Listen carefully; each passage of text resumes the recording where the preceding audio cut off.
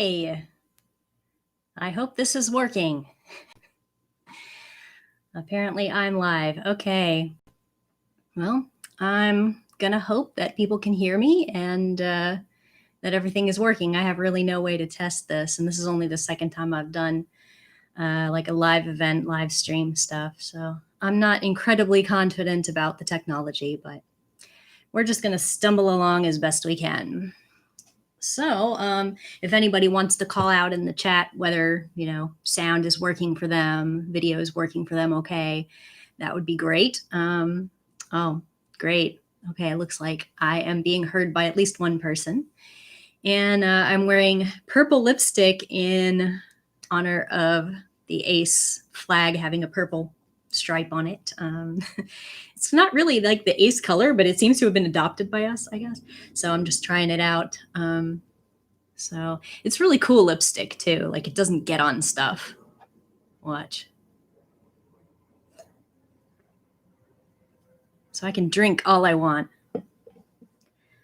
Yeah, so how is everyone's ace week? Mine is going just pretty normally because I can't go anywhere or do anything. So there's not a whole heck of a lot to do. But I've been trying to like share here and there, share a few links and stuff that I've been seeing around.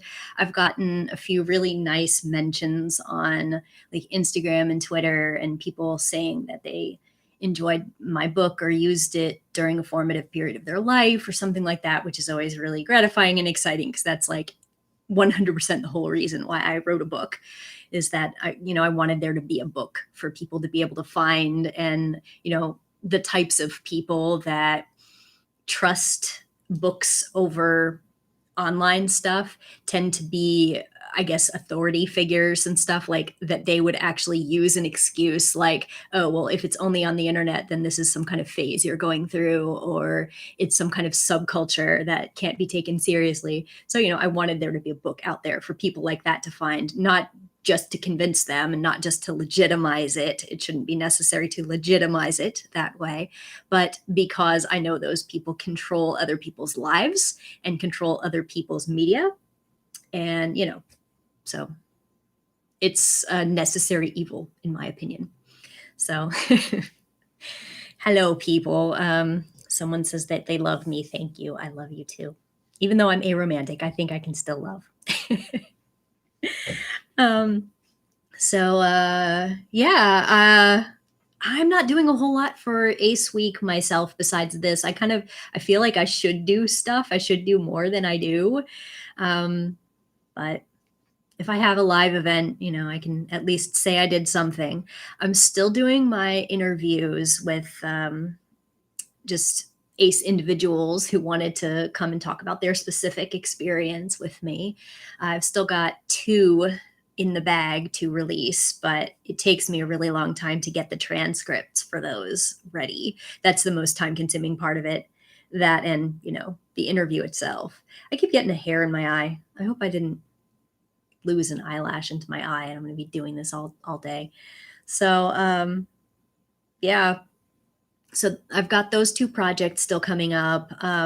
I would like to return to my hate mail at some point. I've got some built up that I want to share and make fun of because that's fun and sort of empowering, and also just kind of funny to laugh at them. But today I wanted to kind of take an unusual turn and talk about Ace literature in terms of nonfiction stuff. I'm going to try to kind of go really slowly and I don't know, be really casual about it, I guess, because I don't really have anything like planned as a presentation or anything, but I've read these books, or at least one I'm in the process of reading. I'll tell you about that. But I'm going to talk about mostly nonfiction, but I know there's a lot of fiction out there. I weirdly have not read a whole lot of Ace nonfiction. I can't really think of anything that's specifically something I knew to be, hey, this has an Ace main character or something. But if anyone wants to talk about stuff like that after I talk about nonfiction, that is great. While I'm talking about each book, feel free to ask questions in this chat that I have going. And either just speak your mind, say whatever you want to say, or you can ask any kind of question, hopefully I can answer it, or I can try to get back to you if you ask me something that I don't know how to answer, or I don't know what the answer is. So I guess, why don't I tell you first which book screen is flipped for you? I really don't know. But I wrote The Invisible Orientation. My author name is Julie Sondra Decker. And I will talk about this a little bit, but a lot of y'all already know about it and may have already read it. I recently read Ace by Angela Chen. This is a kind of collection of stories, narratives, and stuff that is all sewn together. Uh-oh, my phone is going off. That was very professional of me. I love it. Yeah, so Angela Chen's book, I got to read it before it was published, and I have a blurb on it, actually, but I'll talk about them in depth a little bit as I go on. The one that I am still reading right now is this one. You can see my pinky in the birth. Met the man behind the book. So that was a very positive experience. And this book is pretty much in its entirety. I believe it's available on his website, asexualityarchive.com.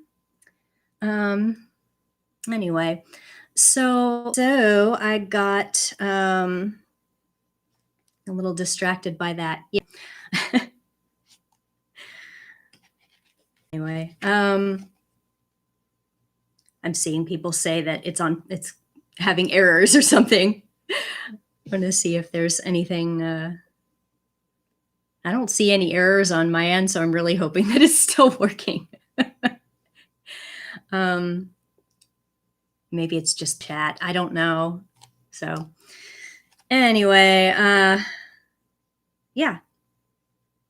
Asexuality, a brief introduction, was one of the first books that I read in book form. I had read pretty much all of the stuff, the content of it, on the author's website, sort of funny about anything. Like, I'm not here to review them exactly. I just kind of want to talk about what's in them.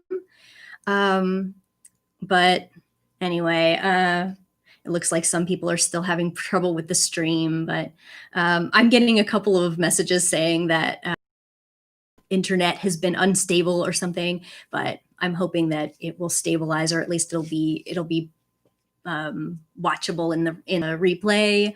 I don't know. I'm not a tech person, so fingers crossed that it will stabilize. So let's see. But anyway, what I was saying is, I don't really want to say like a lot of critical stuff, but I want to have kind of a tendency to talk about sort of male stuff, female stuff in a very like divided way. It may have just been, it's probably something that he's learned over time to I guess change how to talk about these things so that he won't alienate people. But I think that sometimes if you are a trans person, or if you are a person who has a atypical gender identity, if you're fluid, if you're non-binary, something like that, you may find some parts of this to unintentionally leave you out or misattribute your experiences. I don't know. But I think that is kind of the main thing that I would tell people trying to look at this book, to be cautious about that. So let's see. All right. I just got another message saying that my connection was unstable. Yeah. So, yeah. As for just the content itself, I think also another group of people who would not like the book as much might be non-asexual people, which, like, to be fair, they have enough books, but I don't think I would really recommend this one as much for people who want to understand asexuality from outside, just because even though it'll help you do that, it also kind of pokes fun at heteronormativity a lot, and some with the in-group being asexual people. I don't know. I could imagine some people feeling like the book was being mean to them or something like that. But, to be fair, I think that everybody should be able to just like, let that roll over them sometimes if they're trying to learn about a marginalized population. I mean, like, y'all can take it. So, the thing about this book that I have also heard about my book is that some people complain it's a little repetitive. And that is kind of a necessity of the type of book it is, because you might turn straight to a section and read it. And you might be doing that out of order. So you're not going to know that the first time you encountered something wasn't the first time it was said in the book. And was in the philosophy of how I organized my book too. So, let's see. Does anybody want to say anything about how the stream is working? Because I just I haven't gotten any errors in a while, so I haven't gotten any flashes of stuff saying that it's unstable. So fingers crossed that it's okay. So the back of this book says, sometimes called a fourth orientation, asexuality is a sexual orientation characterized by a persistent lack of sexual attraction toward any gender. See, that's inclusive. This book explores love, sex, and life from the asexual point of view. This book is for anyone, regardless of orientation, whether you're asexual, think you might be, know someone who is, or just want to learn more about what asexuality is and isn't. There is something inside for you. So, okay. Well, I'm sorry to anyone who is having issues with the stream. I don't know what the issue is. I usually don't have unstable internet, so I don't know. Maybe it's just the YouTube secretly hates asexual people. Let's just say that. All right. Well, what else can I say about this? One of the cool things also about this is you don't have to get it as a book to read it. You can actually download it as a PDF, I believe, and you can just read it for free on the author's website. He just wants to get the word out there. So he makes this. You can make it, you can get it ordered as a book that's in this form, but because it's one of those things that if you hand somebody something, there are some people who would consume it in that form, and they won't go look something up, or they won't go download something. And a lot of us are the opposite. A lot of us are like, if I can't read it on my phone or I can't read it on my device, then I'm probably not going to read a physical book. So, but yeah, I really like that he was committed enough to this idea that he's just like, I'm just giving this away. I want everybody to have free information. And, if you want to buy something, you can, but it's easy to get the information if you want it. So I really respect him for that. And there's kind of some very, what would you call this? Like, very casual sort of conversational questions about how to figure out that you might be ace in here. Like, maybe you're this, maybe you experience that. But I think mostly the really big positive of this is the casual language and the unintimidating smallness of it. So it is an introduction. And I think that the author was cognizant of that it's a starting point. It's not anything that is comprehensive. I mean, who could really write a book that's comprehensive anyway? So might as well just give people a starting point, So, so yeah, I am going to put that one aside for now. Yeah, if anybody has any thoughts or questions, if any of y'all have read this, I'd love to hear what any of y'all have to say. I'm saying y'all, I'm from the South. So let me talk about the book that I am currently reading, Asexual Erotics. I feel like I'm ill prepared to talk about this, not just because I'm only a third of the way through it, but because it is very much an academic book. And I'm not in academia myself. I went to college, and that was really it for reading academic stuff for the most part. Every once in a while, you know, I pick up something and I'm like, oh, I remember when I used to read stuff that had this kind of tone to it. It's refreshing kind of to jump back into something like that. But let's see. The subtitle of Asexual Erotics is Intimate Readings of Compulsory Sexuality. And part of the reason I also kind of feel ill prepared to talk about it is that a lot of the things that it's examining are elements of culture and history that I was not previously familiar with. You get kind of a little Cliff's Notes explanation of what something that she's analyzing has. And you'll get like kind of the explanation of what happened, but you won't have the full understanding of it unless you have seen it. Like there's a thing in the beginning talking about that terrible house episode. There's like a screenshot in here of the bad house episode. Yeah, but let's see, what can I say about this? It's kind of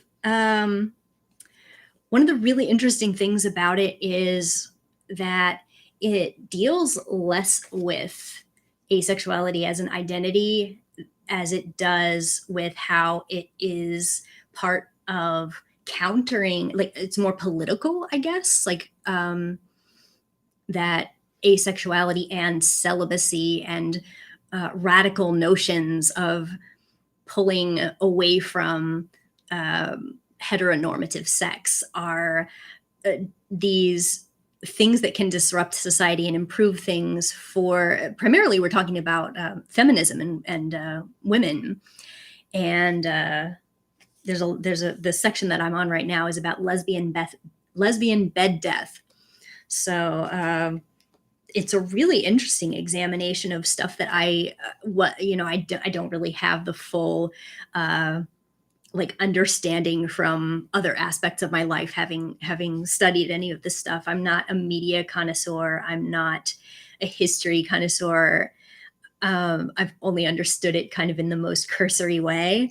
So the deep dives here, sometimes I have to read them a few times to understand where we just went. So it's been slow going for me, to be honest. But it's really fascinating as well. So the let's see. Oh my gosh, you guys, I'm 42 years old, and I'm finally getting to that point where I'm going to need reading glasses. And I just did like the old lady thing, this small print on the back of this book. I'm going to read you a little bit of what it says on the back. Let's see.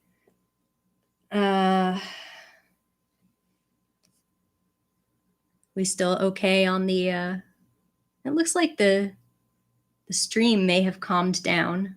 I don't know if there's been any other interruptions. Let's see. Challenging what she sees as an obsession with sex and sexuality, Ella Przybylo, I still don't know if I'm saying it right, examines the silence around asexuality, oh my gosh, I can't see, in queer, feminist, and lesbian thinking, turning to Audre Lorde's work on erotics to propose instead an approach she calls asexual erotics, an alternative language for discussing forms of intimacy that are not reducible to sex and sexuality. And this has been really interesting to me. Beginning with the late 1960s as a time when compulsory sexuality intensified and became increasingly tied to feminist, lesbian, and queer notions of empowerment, politics, and subjectivity. So, all right. Yeah, I'm finding a lot of the approach to like sort of the political asexuality of earlier feminism to like, I'm sure that if I had been around in those days, I probably would have been associated with some of these groups because I really, how to say, yeah, there's a lot of talk about how we've got to kind of decentralize the idea of the heteronormative couple as sort of this central facet of capitalism and heteronormativity and patriarchy, and how there's all this stuff about, in my experience, sex being just never questioned as, of course you need it for your healthy relationships. Of course you're going to be a dried up old husk if you don't do this. Of course we have to interrogate this on every level because everyone knows and takes for granted that sex is a basic need. And I haven't died yet somehow. And I'm actually like a really, in my opinion, pretty vibrant and friendly, warm person. So I don't have trouble with my social life. And I know also that even if people are like less socially successful or are cold or whatever, that doesn't mean that they're not um, legitimate in their sexuality. I know that there's all types, but it just so happens that if you're heterosexual, or at least if you're in a relationship and you're like that, people don't blame sex for it. They look for other reasons. Whereas for us, it's like, oh, it's because of this. And I like that there's been repeated attempts to discuss that in detail with this. It's really interesting. So let's see. But I think that there's a lot of nuance in talking about, of course, there's a lot of like lesbian conversations in this book because we're studying some feminist approaches to withdrawing from patriarchy, and some of them, used this separatist philosophy to disrupt and to save their energy for the struggle and for other women. And that's I can understand why that's sort of the desexualization that is talked about this in lesbian spaces has been criticized, as I can also understand why asexual people might be a little bit like feel a little strange about, I don't want my identity and my orientation to be viewed as a choice or a political move. But it is a really interesting perspective on why and how people did those things, and also why identity as an asexual person doesn't always necessarily have to be a specific definition. It doesn't necessarily have, like, who says that it always has to be about your orientation. Like, to kind of steer into a digression, I guess, there are so many definitions of asexuality, and the primary one that has been used lately is about you don't experience sexual attraction.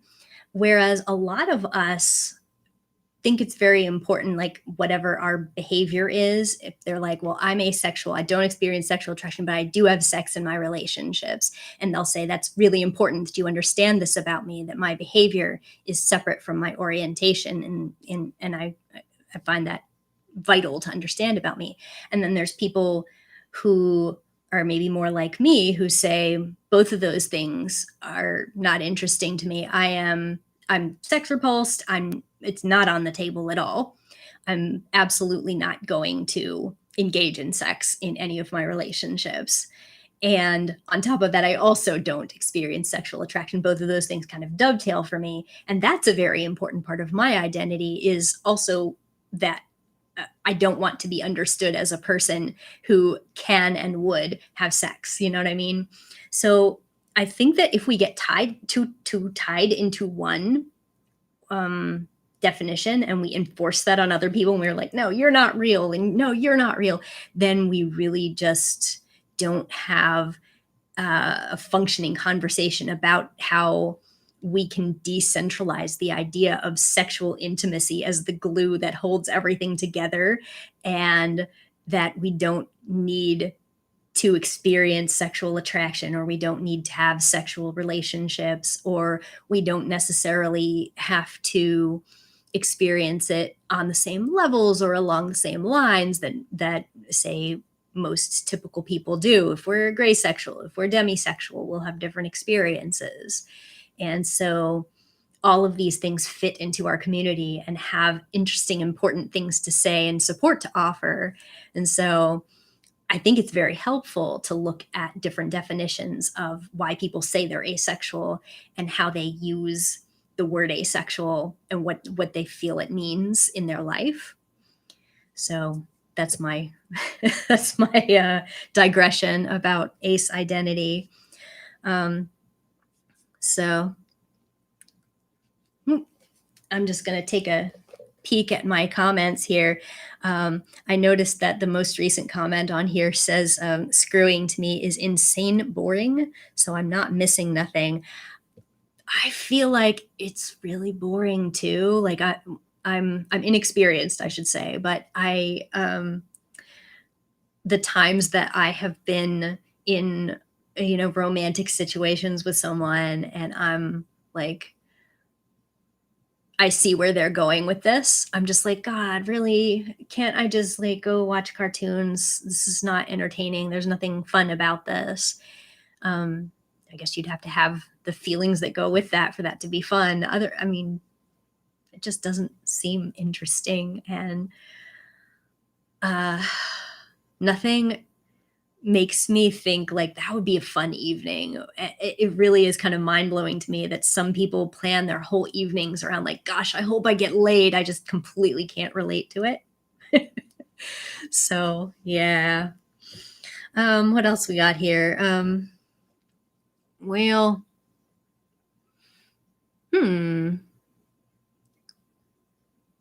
sorry for the dorky pause here. Awkward silence. So, all right. What else do I have to say about asexual erotics? I have been taking some notes because a lot of times, especially if I take a while to read something, I'm reading this when I take my walks outside. I'm hoping people look at the cover and think I'm weird. That would be great. But I'm taking some notes as I go along so I don't forget that I like, oh, I want to talk about that anecdote. Oh, I want to digress about stuff. You know how I like to digress. Let me see if I wrote anything down that I will eventually put in a review and can share. Oh, there was something in the introduction of this book that was about the what a waste narratives, and how is. There's a lot of stuff about talking about how sex being the preferred thing that we're supposed to do is actually, it's for people like me. It's for white, able-bodied,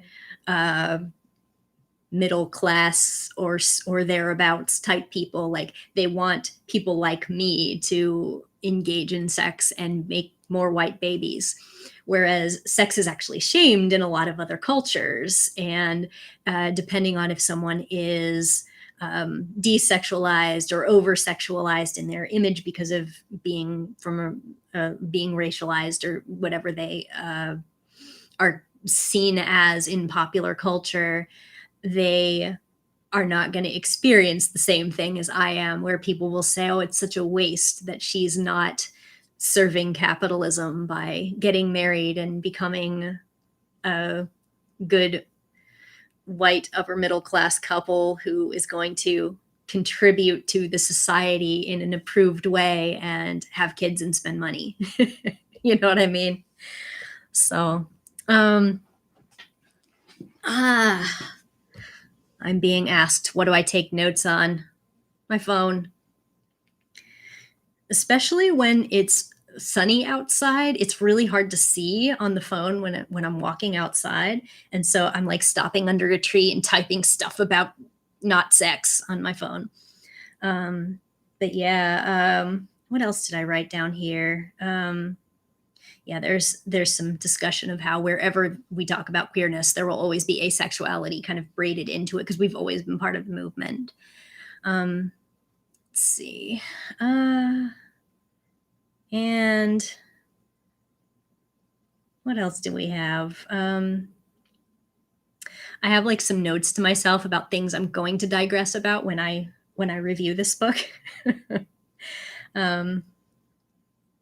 I wrote down, it's very true that we're kicked out of queer spaces for many of the reasons we're kicked out of straight spaces.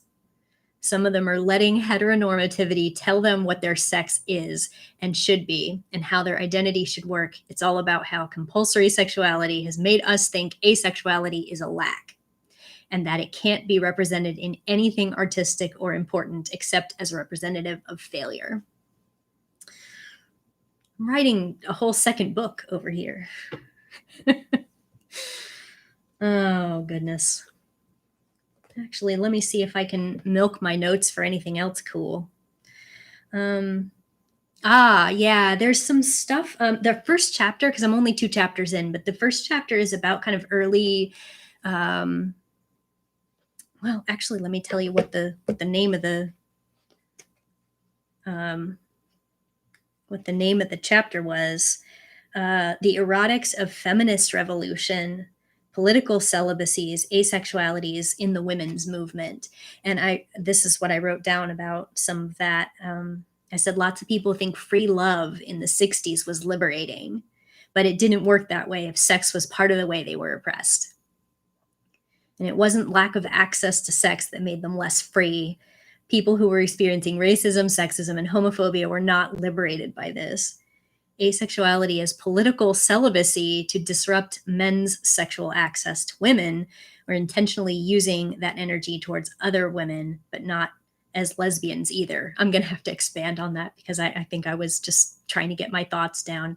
And I also said in the feminist revolution, sex as a natural and needed central aspect of life and self was questioned as a tool of patriarchy.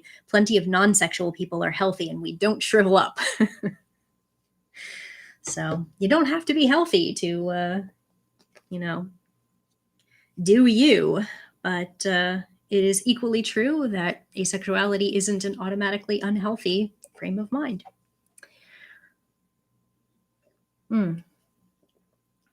Yeah, so I have a lot of other stuff to say about free love, but I'll get to it. Before I go on from this, I actually think I want to tell you what other things there are in here. There's some pretty cool stuff where there's some asexual zines partially reprinted. Taking the Cake is a famous one. I remember seeing this one around. And Ella goes through a lot of these, like a lot of popular culture and so far, there's been some TV shows and stuff like that examined from a more asexual perspective and looking at these things as more than just a very simple interpretation of what sex is and what intimacy is. So I'm finding it really interesting, and sometimes spending quite a while getting my head around some of the ideas in it, because I think, again, I have a lot of like back processing to do because I have to understand the thing and then I have to understand what she says about it. So, but yeah, there's the chapter that I'm in is about, and that I'm reading now is about lesbian bed death, asexuality, and erotics of failure. And then the next one is called Growing into Asexuality, the Queer Erotics of Childhood, and then Erotics of Excess and the Aging Spinster. And finally, Tyrannical Celibacy, the Anti-Erotics of Misogyny and White Supremacy. So I'm looking forward to that. I was surprised that I got mentioned on page 8 in here. I was on a panel, actually, with Ella and the next author I'll talk about, Angela, and also Lauren Jankowski. I think I said that right, but this was the flyer. I had to attend by Skype and it was a really bad connection. Hopefully not. My connection was so bad, really, really bad. So I hope that this one is better. But yeah, I went to this asexual community event and book celebration last year in April, but it was in Canada and I couldn't afford to fly there. I wish that I had, because I would have had a much better time. I couldn't see anybody, and I was like on this big screen, and I had to like kind of pretend I was talking to people, but I couldn't see them, so it was sad. And I really wish I could have gotten to hang out with these other authors. But also it said light snacks and drinks provided, and I didn't get any, so that's really sad, isn't it? Yeah, but I was on a panel with some of these people. I guess it's not that surprising because there's not that many asexual authors to invite. Let's see. What else I got?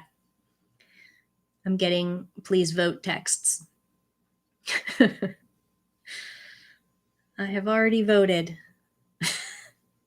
By the way, I'm wearing my shirt that says, when you say I'm confused about my sexuality, you mean you're confused about my sexuality, in ace flag colors. All right. Oh yeah. This might be a little bit of a strange thing to be talking about with asexuality, but I really like this part in this Asexual Erotics book where they mentioned somebody that was quoted was talking about taking orgasms out as a goal and making it more about the experience overall. I like that idea that if you don't have a goal, if it's not something that's being done to you and you can do it wrong and fail at it, that you just do what you feel like doing. And this book talks about that might be just hugging someone in bed. That might just be things that heteropatriarchy doesn't see as sex, but the people that are doing it would experience as intimacy. So I think that's about all I'm going to say about that. I think I have to think about this book a lot before I will review it. So, but I'm enjoying it. Let's see what else. I have 2 more books to talk about, but one of them is mine. So I'm just going to glance at my notes between books here, my comments, see if anyone says anything that I want to answer. Oh,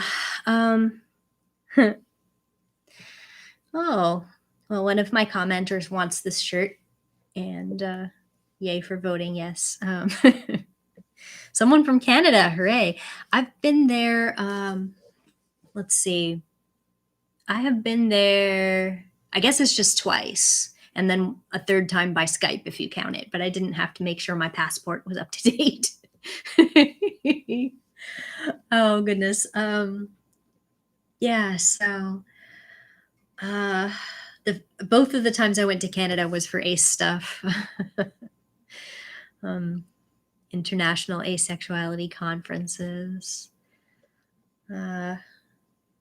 One of those times was, I guess, shortly before my book came out, and I had like advanced copies, and I didn't have the final version yet. So that was a good time. I had such a great time getting to meet other ACE people. I'm being asked what's in my hair. I have little rainbow stripes right now. They're not my real hair.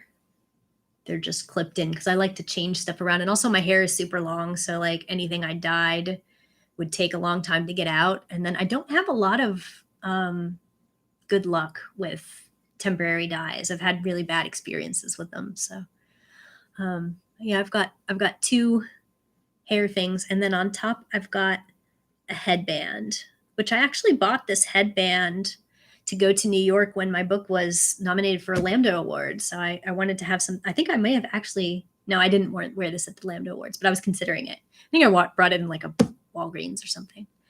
But yeah, it's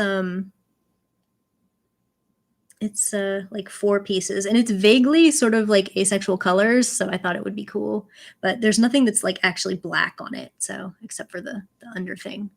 So. Ooh. I see someone saying, check out the audiobook, Let's Talk About Love. I've heard that has an ace main character, right? I I'm picturing the cover and it has like someone going like this on it. I haven't read any of the ace fiction that I know is out there, but I think that one might be on my to-read list. I'm not positive. So let's talk about Angela Chen's book, Ace. What Asexuality Reveals About Desire, Society, and the Meaning of Sex. That was written in large enough letters that I didn't need to do this. Get some water.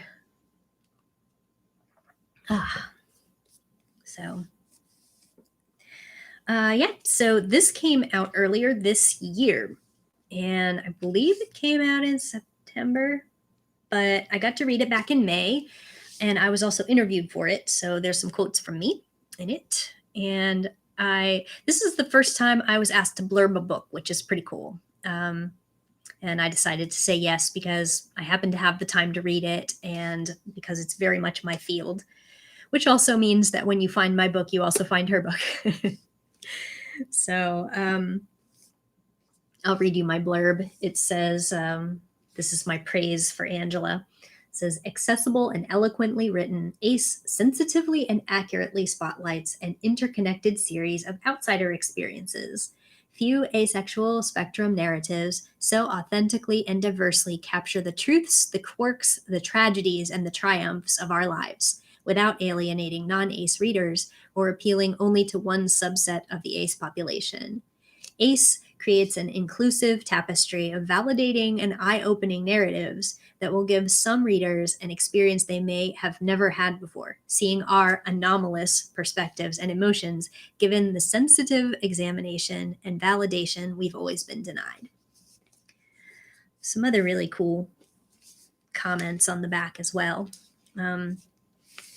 The description inside says that this book is about many people who hear about asexuality consider it an interesting piece of trivia. It's a little-known sexual orientation. Some people identify as asexual, and they should be accepted. Next. After all, if you're not asexual, what more is there to learn? Plenty.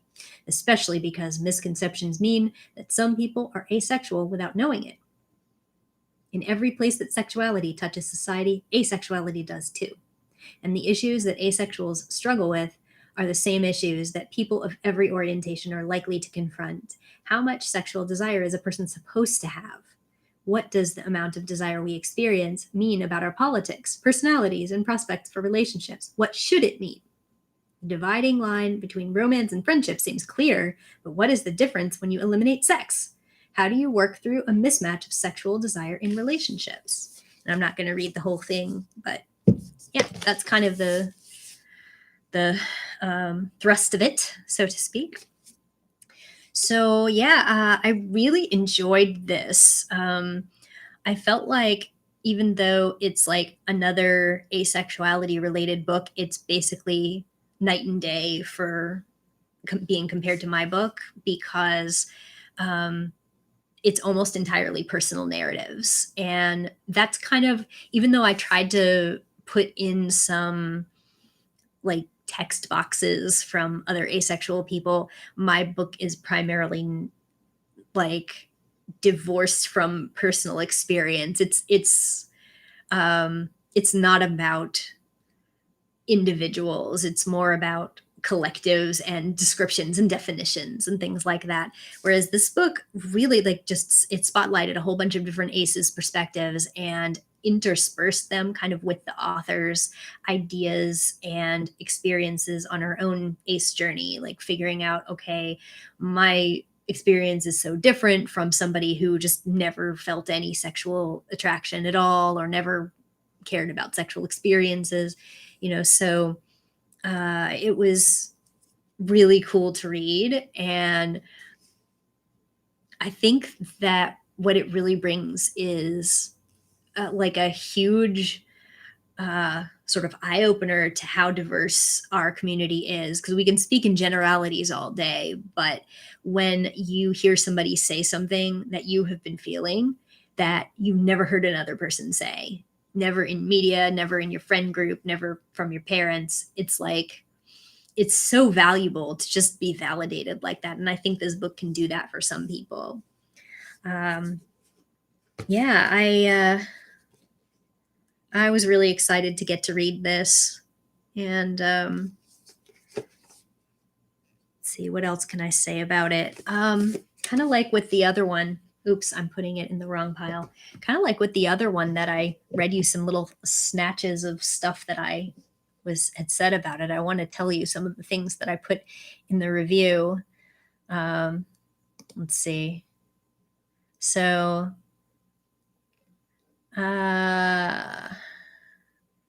here's a little piece that I wrote in my review for this book. It says, the exploration of why asexuality needs to be talked about was really special too. I like that there is a pretty extensive discussion of various experiences of people who thought something was wrong with them and what that did to their lives, and why it's not the same as people just wanting recognition for no reason if we live in a society that centers the thing we don't experience. I've personally experienced the aggressive "ha gotcha" screed of, if I don't like soccer like most men, does that mean I deserve a group for something I'm not interested in? Plenty of times from people who seem really inappropriately angry that someone like me might be getting attention they don't deserve. Yes, sir, if your life was deeply affected by and shaped by your lack of interest in something, and you'd had people trying to pressure you into it for decades, and your society was set up to make you think something was wrong with you if you didn't like it, and you were urged to undergo physical and mental interventions to get you to start liking it. And everyone you talked to had an exaggerated, intense judgment of you for what you weren't into, which may or may not lead to disrespect, harassment, intentional triggering, or violence. Well, yeah, sure. I think you very well deserve a group. But I also wouldn't be in the comments field of a "I hate football and no one understands" organization telling them they don't deserve to have that conversation, because if they want to have it, I'm not invested at all in taking it away from them. The reverse is not true. Let's see. I also have something in here where I said I like the information about the sex-negative feminism from the early 1980s because that was new information to me. I recognized its effects in the reality of my life, but I didn't know the specifics, and it was really enlightening to read about. And reading about Lauren, one of the interviewees who was unfortunate enough to encounter a mentor who was aggressive about trying to program her into believing asexuality wasn't real. And if she was asexual, she would never be a good writer. I've heard that too, because it meant she lacked passion. I've had that said to me, and it's so baffling. I was literally told once that sexual passion was the root of all motivation and passion for everyone. So it was impossible for me to be a decent writer if I lacked this. I would need to get in touch with it stat. Gee, I wonder why so many people need to believe that sexual attraction and sexual desire are an inherent part of being human, and that we literally can't have human desires without it. And as an aside about Lauren's story, what does it say about the predictability of these scenarios that I knew the man who manipulated her into thinking she would never amount to anything unless she ditched asexuality would eventually proposition her, then shame her when she refused? Surprise! Another man who somehow thinks he loves a woman but is routinely manipulative and condescending, then furious when she ultimately will not become the thing he has been trying to sculpt her into. So that was some of the conversation that I offered on this. Let's see. I agree with the person in the chat window who said that the cover is really nice on this. It is really good graphic design. Let's see. What else can I say about this?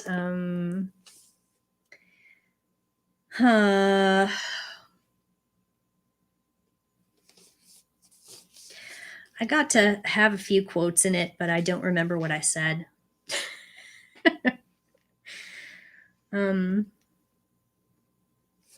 Yeah, I remember there being a lot of stuff in there about kind of having sex to prove that you can, like that a lot of asexual people are like, okay, I'm gonna go ahead and bite the bullet and do it.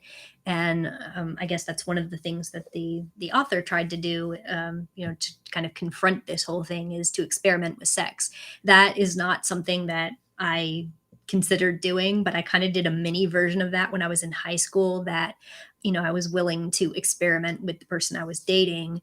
And, it was all bad, but I mostly was doing it because I wanted to be able to say, okay, I did it. Now you can stop saying that it's only because I've never tried it and that I'm not open-minded enough to try it. Like, it was totally for the wrong reasons, but those are still reasons that we have that are legit. Like, it's not something that, that, I mean, people are curious about things, even if they don't intrinsically desire them. Sometimes they have other reasons for trying things, and it doesn't necessarily mean that it was like a terrible reason, but it definitely wasn't because I was curious. Like, I really didn't think I was going to like it. I really would have been surprised if I had gone through with some of, kissing this person or whatever, and fooling around with them. I was just like, okay, I'm going to try to sing the entire Yaka Warner Nations of the World song in my head.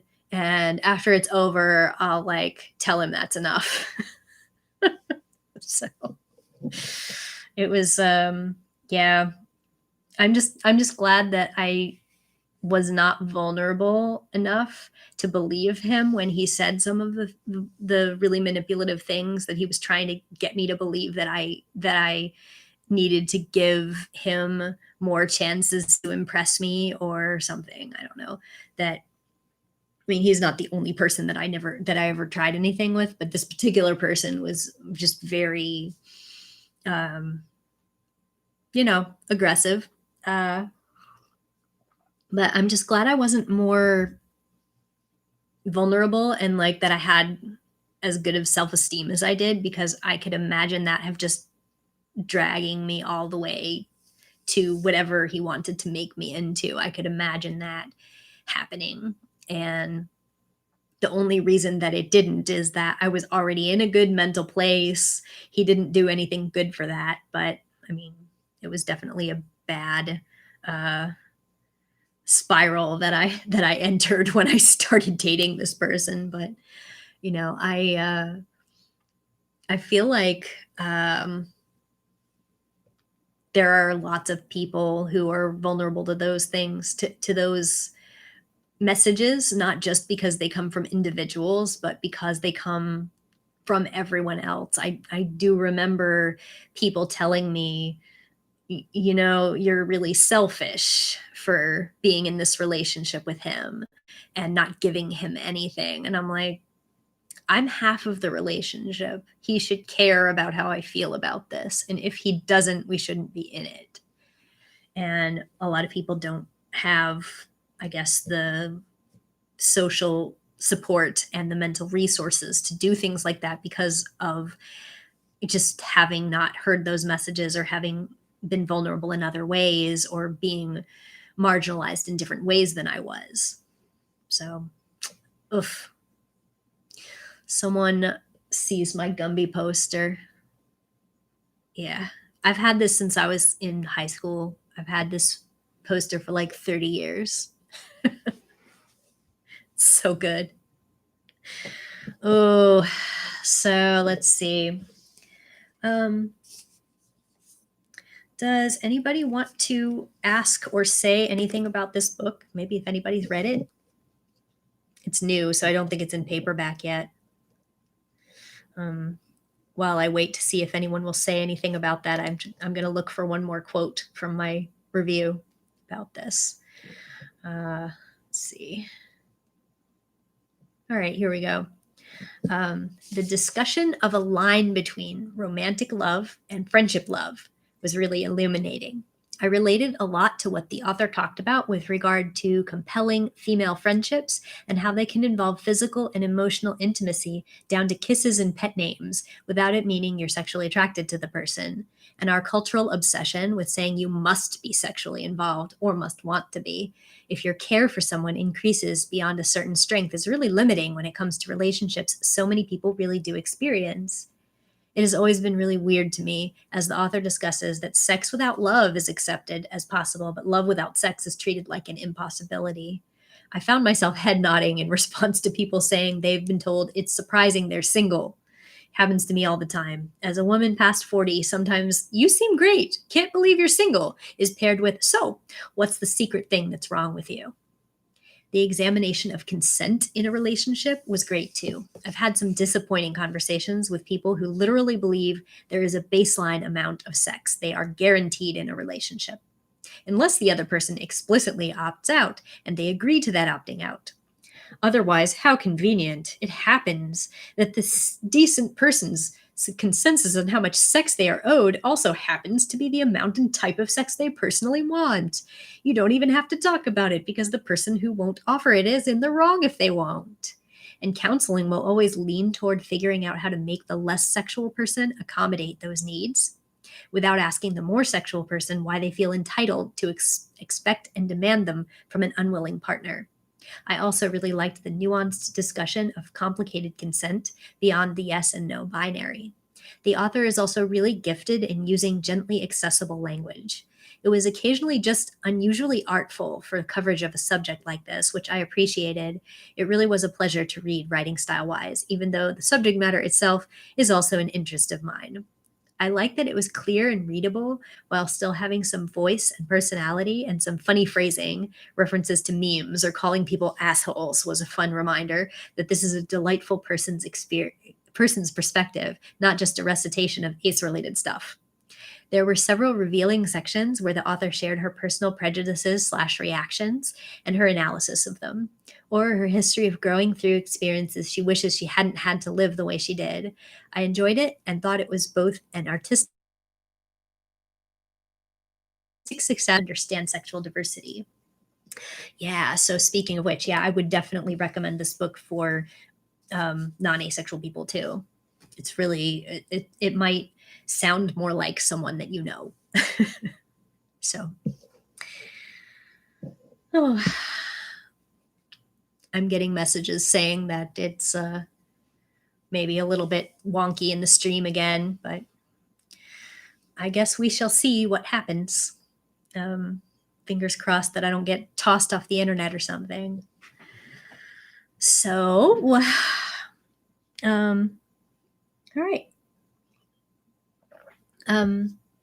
I'm hoping that the like the finalized video of it will come through clearly. So anyway, all right. Well, one more book, and you've seen this before, The Invisible Orientation by me. Oh, someone just asked if that's a garnet doll. Of course it's a garnet doll. Who am I? Yes. She's almost as big as I am. She's ginormous.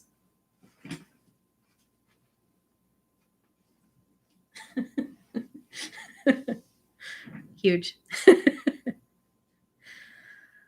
Okay. So she's my guest today. She doesn't sit up entirely. Her head's too heavy. Anyway, yeah, so my book here is first in hardcover, but I revised it, and the paperback is the revised version. The audiobook is also available, and it is the hardcover version. So I've listened to most of it, but I didn't listen to the last section because the last section is all resources, and the reader actually reads out like every URL, so it's probably not that helpful. But anyway, so this I'm pretty sure like the audiobook is available on the it's released through Audible. So wherever Audible books are, I don't really know where you can get it besides just that it's released through Audible. They might have like a restriction on it. Someone's asking about the audiobook in the chat. Yeah, this book was written in like a few weeks because I had said almost everything in it so many times, and it sold to a publisher in 2013, I guess, and came out in 2014.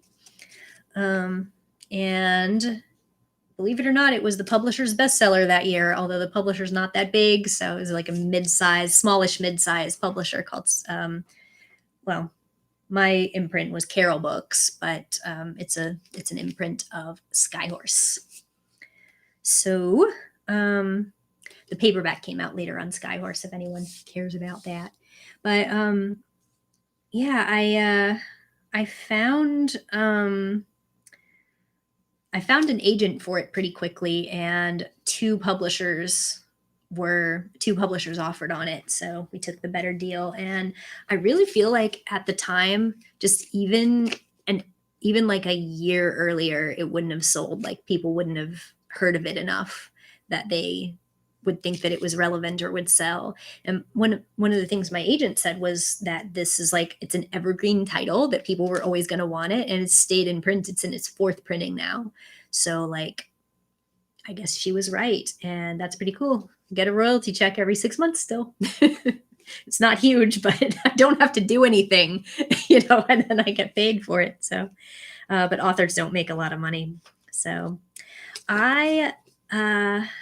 if you aren't familiar with the book, a lot of you probably are, but the book was written kind of with the idea that people might go to a specific section. So similar to the Asexuality archive book, we have some overlap in content inside of our own book. Quite a lot of it, actually. I think that's the biggest complaint in most of the reviews, is that it's repetitive if you read it cover to cover. So, but the good thing about that, I think, is that people can look at the table of contents and then they can just say, oh, there's a section for me, there's a section about me, or there's a section that I can give this book to my parents and highlight that section. So I mean, whole sections about, am I asexual, or for teen asexuals, or for gray asexuals, people who are non-binary, asexual relationships, stuff like that. The sections, like, there's an intro that's the only personal content in the book, where I kind of explain why I'm writing the book and my asexuality. And then part 1 is Asexuality 101. Part 2 is Asexual Experiences, which is kind of about romantic orientations and libido and the gray areas, and also the community and stuff about discrimination. Part 3 is the many myths, where I play bingo with all the, play whack-a-mole with all of those things that people say, and kind of explain why they are not accurate, or kind of more nuanced explanations of how you can understand these things. Like, there's a section called, do asexual people have a physical or a hormonal problem? And, I talk about how there is this intersection where some people who have a hormone issue, or have, they might have illnesses or disabilities or something, and be asexual. And it doesn't necessarily mean that those things are separate, but we also don't want it to be understood as like, oh, if you have this, that is a disorder. So, there's some intersections there. Part 4 is if you're asexual or think you might be. Part 5 is if someone you know is asexual or might be. And the last section is other resources. And probably a lot of those URLs are like out of date, because I mean, that's what happens with print books. Yeah. So, but yeah, since people are possibly going to turn right to a page that is applicable to like the reason that they're getting the book, there is definitely a lot of stuff that's said more than once, or reiterated. So it's not an academic book, but it's also not like it's not told like a story at all. I mean, some people have said it's accessible and readable and friendly and warm, and then other people have said it's not. Some people have said that it's dry. So I mean, I guess it just depends on how comfortable you are with that kind of language. I tried to make it pretty accessible. It's not academic at all, but some people thought, oh, it has footnotes and it's nonfiction, that's academic. It's like, I assure you that's not what academic is. My chair is really squeaky. Do you hear that? It's because this thing fell out of it, a screw fell out of it, and I still haven't put it back, and it's been falling out for like 2 months now, and I still haven't fixed my chair. Ridiculous. But every once in a while when I'm like singing karaoke or doing podcast or something, I'll like lean back and it'll squeak and it sounds like I farted. It's a chair fart. It's really bad tonight. So just so you know, I'm not like sneak pooting in front of you people. Or if I am, I'm blaming it on my chair. How about that? Anyway, what else can I say? Yeah, I want to talk about why it was slightly revised for the paperback. Okay, so in general, when you're an author, you're not supposed to like reply to reviews. Definitely not to like yell at people. But I also am in a community with a lot of the people who had like a vested interest in the book. And so, I mean, some of the people who were saying gently critical things about the book were people I knew. So it was kind of different than, okay, I'm gonna send you a private message and rant at you about what you said about my book or something. Like I felt like in some cases they were approachable, but in I believe it was 2 cases, somebody that I made their case very convincingly said something about the first edition that I was like, oh, they are right, and I would like to correct that. And so I contacted the person and I said, oh, I saw you said this, and I would like to ask you, hey, if I revised it in the paperback and I said or did this, do you think that would help? And is there anything else I should do? One of those is the section where I talk about sexual assault. And really the only place where I talk about that in the first edition, it ended up kind of being covered under the asexual myths, like the idea that we all must have been hurt by someone if we feel like this. And that's obviously not true. I kind of dealt with it like a misconception. And then even though I elaborated afterwards to say, of course, some of us have this in our history, it's unavoidable with such a big population that some of us will have that intersection, that putting it in the section about misconceptions sent the wrong message. So I ended up putting that in a different place and elaborating a little more. And then the other thing I ended up doing more of is the section on resources for mental health practitioners.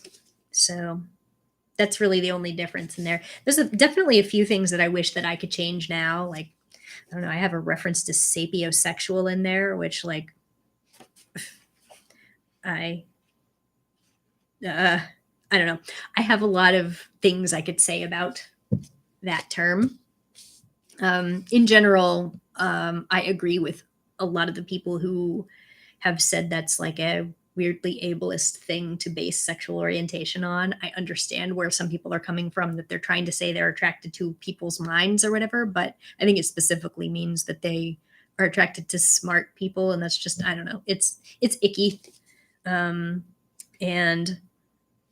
I just shouldn't have used the resource that I did for, part of the reason that I did was that there was this study that was done about asexual discrimination, and that they were trying to prove that it wasn't just the unfamiliarity with the word that was causing people to react negatively. So they also talked to people about sapiosexual.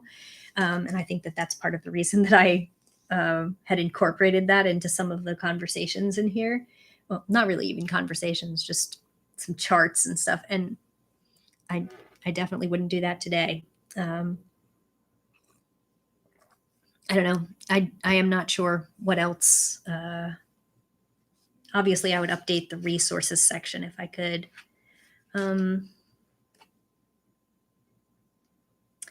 Yeah,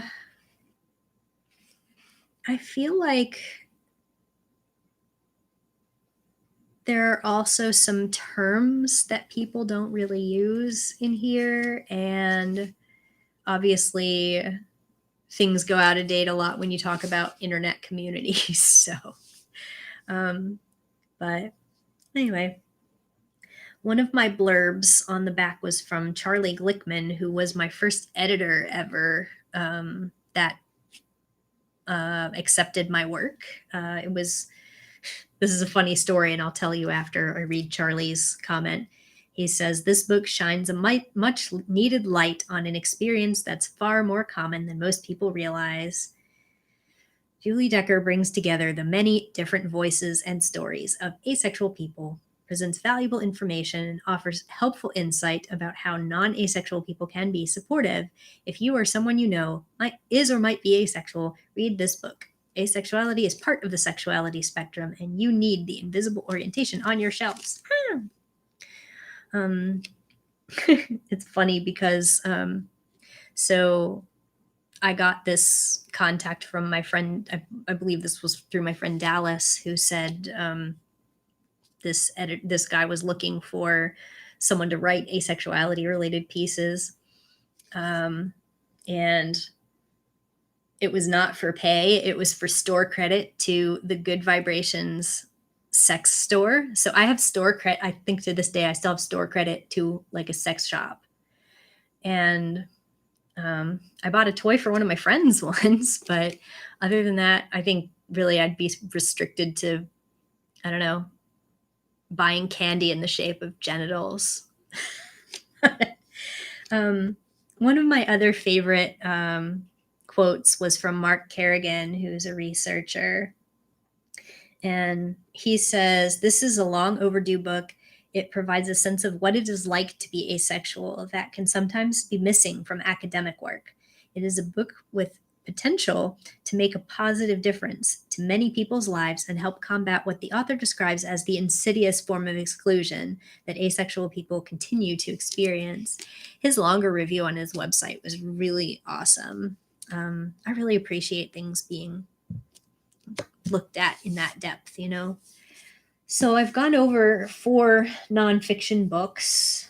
And for the record, I have not read Anthony Bogart's book. He's the, I think, Canadian researcher who took that old 1990s, I think, population study from about British people that found the 1% quote, and that he examined it and wrote a textbook called Understanding Asexuality, I think it was. And I've never read that. I kind of probably should, even though it's older now. But part of the reason that I haven't prioritized that is that, number one, I guess it's a science book. It's not my field really. But secondly, that he is, as far as I know, not an asexual person. And the ones that I have read are all asexual perspectives.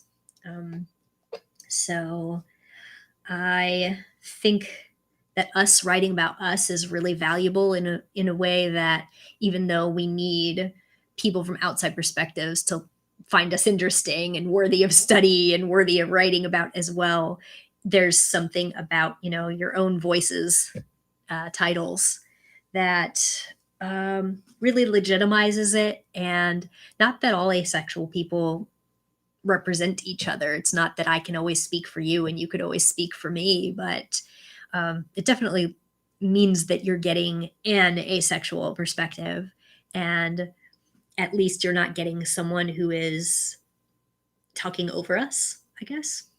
So that's what I think is important about that. So let me take a look at my comments here now. And there's quite a few people here who are asking about where they can get these books. I'm not sure which book I was talking about at the time when I was asked, where can you get a preview? Look at a preview of the book. All of these that I know of, except for Ella's book, I got from, you can get on through Amazon or through, whatever bookstore that you like. I, of course, recommend, going to a local bookstore and trying to order it, but it's not always possible for everyone. I believe that some of them will have previews on mainstream book sites, but I'm not 100% sure what's available these days. I received my copy of Angela's book from the publisher because they sent me a free one for doing the blurbs. So I'm not actually sure where else it's available. What else we got? Yay. Seeing a lot of chattiness. All right. Yeah. So Angela's book was published. It's a mainstream publisher. Like her publisher's way bigger than mine. It's Beacon Press, which I believe is Penguin Random House, and you might want to look and see if it's available on her website. Let's see. Beacon.org is listed as her imprint's publisher website, so maybe they'd have more information on purchasing. You're a really bad publishing website if you don't tell people where you can buy the book. So if you want to go straight to the source, that'd be good. Yay. So what else we got? I'm gonna take a sip.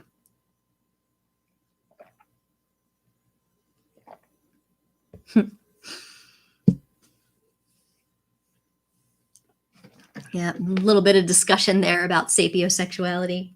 Yeah, I mean, it's not that it's a bad thing to have particular qualities that you're interested in other people, but I think in general, like the reason that some people are down on the term these days is the I guess the focus on intelligence that you know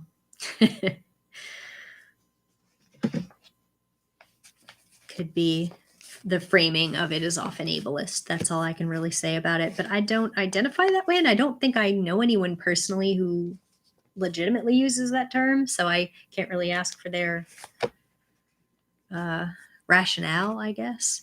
But I know someone, I will not name them, but I know someone who kind of said, I can't be attracted to someone who is not able to keep up with me that way. So, I mean, I get that, but, you know, I think there's good reasons why some people have objections to those terms, I guess. I can completely see why.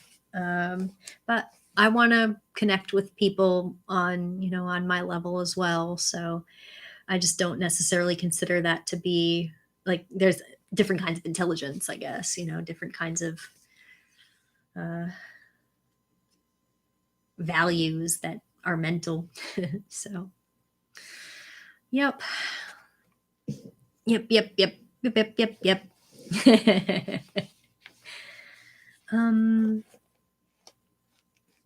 So I had said earlier that I haven't done a lot of reading with ace fiction, but I accidentally put an ace character in my most recent novel that I'm still writing. It's a like a young adult lesbian book, but it has a side ace character, so good for me. Gee, how surprising that there's an ace character in something that I wrote. But yeah, I have another book that I've had on hold for a while that has an ace person as the main character, but I haven't gone back to it. And I've been not doing a lot of writing, not doing a lot of the stuff that I used to do a lot of. So really hoping that I can jump back on that train soon. I really want to finish both of those books. So yeah, I would really like to hear more about if anybody has read books with good asexual representation in fiction.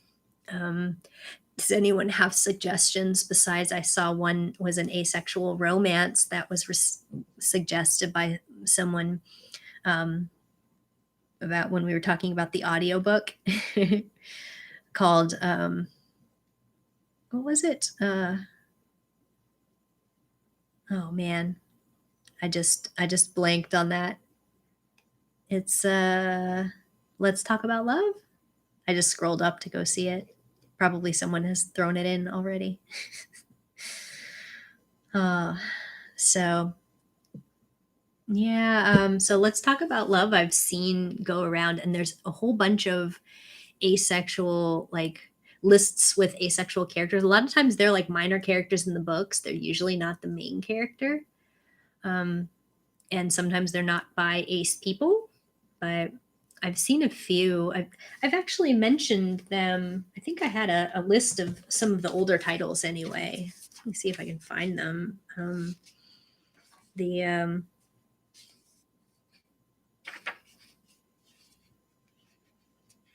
There was that one fantasy book that had an asexual character that was kind of like controversially asexual because she was like magically changed to not be sexual. But then after that, she had like a pretty authentic, like asexual lesbian romantic relationship with someone else. But I think I might have a section in here about media, asexual media. Yeah. There it is. It's in the other resources section. I'm looking at my book like I don't know what's in it.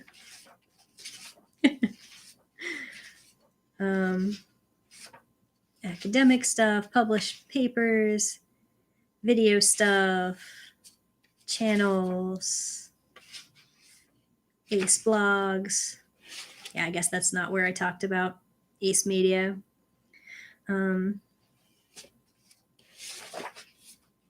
What else was there? Just from memory, there was the Bone People. Is that what that was called? There was a story called The Bone People that had an asexual, I think, main character.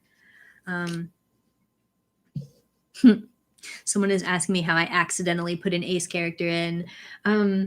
Because when I wrote this book, it's based on a short story that I wrote a long time ago, and this character was originally in the short story too. And while I was expanding on it and having more conversations with the character, it just kind of happened where, I realized while writing more about him that he was an asexual guy, and I'm like, oh, I can do that. I can ride with that, because then like there's sort of this queer solidarity between the lesbian and the asexual character, where they're both, confused young queer people in a homophobic society. So, and it's not on Earth, it's a fantasy. It's a science fiction, I guess, but it's really not very sciencey. It's more science fiction just because it's on another planet and has aliens, but other than that, it might as well not be science fiction. So cool, someone is writing an asexual romance.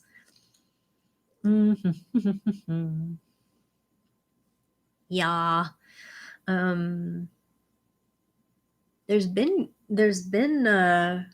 kind of an influx of very small publishers and self-published asexual related books that I really would like to check out at some point.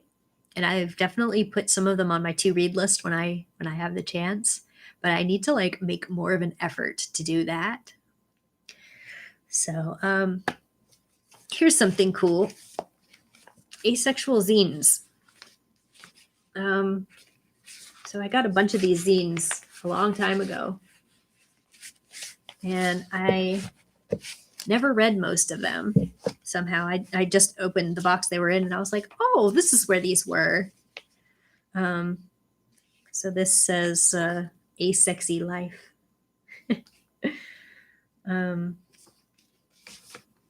Just say no thank you. A zine about being asexual and vegan, issue 1. That should be interesting. Asexual Feminism. There's issue 1 and issue 2. This should be interesting. Asexuality Coming to Terms. and rotten zucchinis. I picked all of these up at an ACE conference in Canada. Same place that I got this book.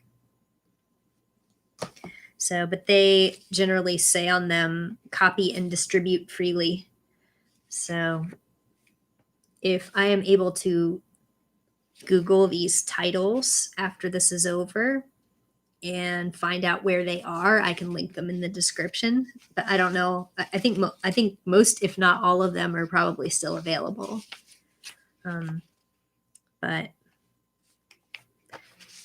they go up to like June 2015 is the last one that I have, because they've been in a box that I brought home from that conference, and totes forgot they were there. And now they're going on my bookshelf next to my other ACE stuff. Yeah. Someone in the chat says people don't get asexuality, and when they find out someone is ace, they don't know what to do with themselves. I can agree with that. Actually, the author of Asexual Erotics, Ella, was saying something similar to that as to why she does not really tell people like, yeah, I'm gray ace. It's like kind of a thing like, I'm not going to use that. Like, I'm not going to let you use that to decide how to feel about me, which is really, it's an interesting perspective for an activist, because we do take back kind of a lot of power for saying like, I am going to decide how much I want to disclose to you.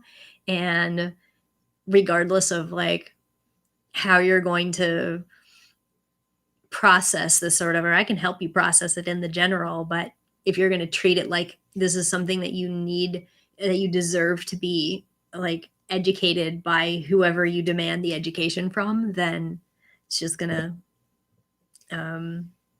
it's going to end badly, and it's going to make some people feel like, you know, you're, number one, you're being used to as like a data mining resource, and number two, it's just making the friendship weird. So but yeah, I don't, you know, as an activist, like I try to be like part person and part resource, but most of the time in like my regular life, I don't want to be a resource. I just want to be treated like a person. And I think most of the people that I'm trying to help with my activism would also like to just be a person and not feel like they have to explain this, especially if they're not particularly comfortable with talking about it, or especially if they're always going to get awkward questions that they really don't want to talk about. And let's face it, like all of us who have had one of those experiences where someone just, the light flips on and they're like, oh, I'm going to ask you all the questions that I have. I'm going to ask you these intensely personal questions about your genitals and your fantasies and things like that.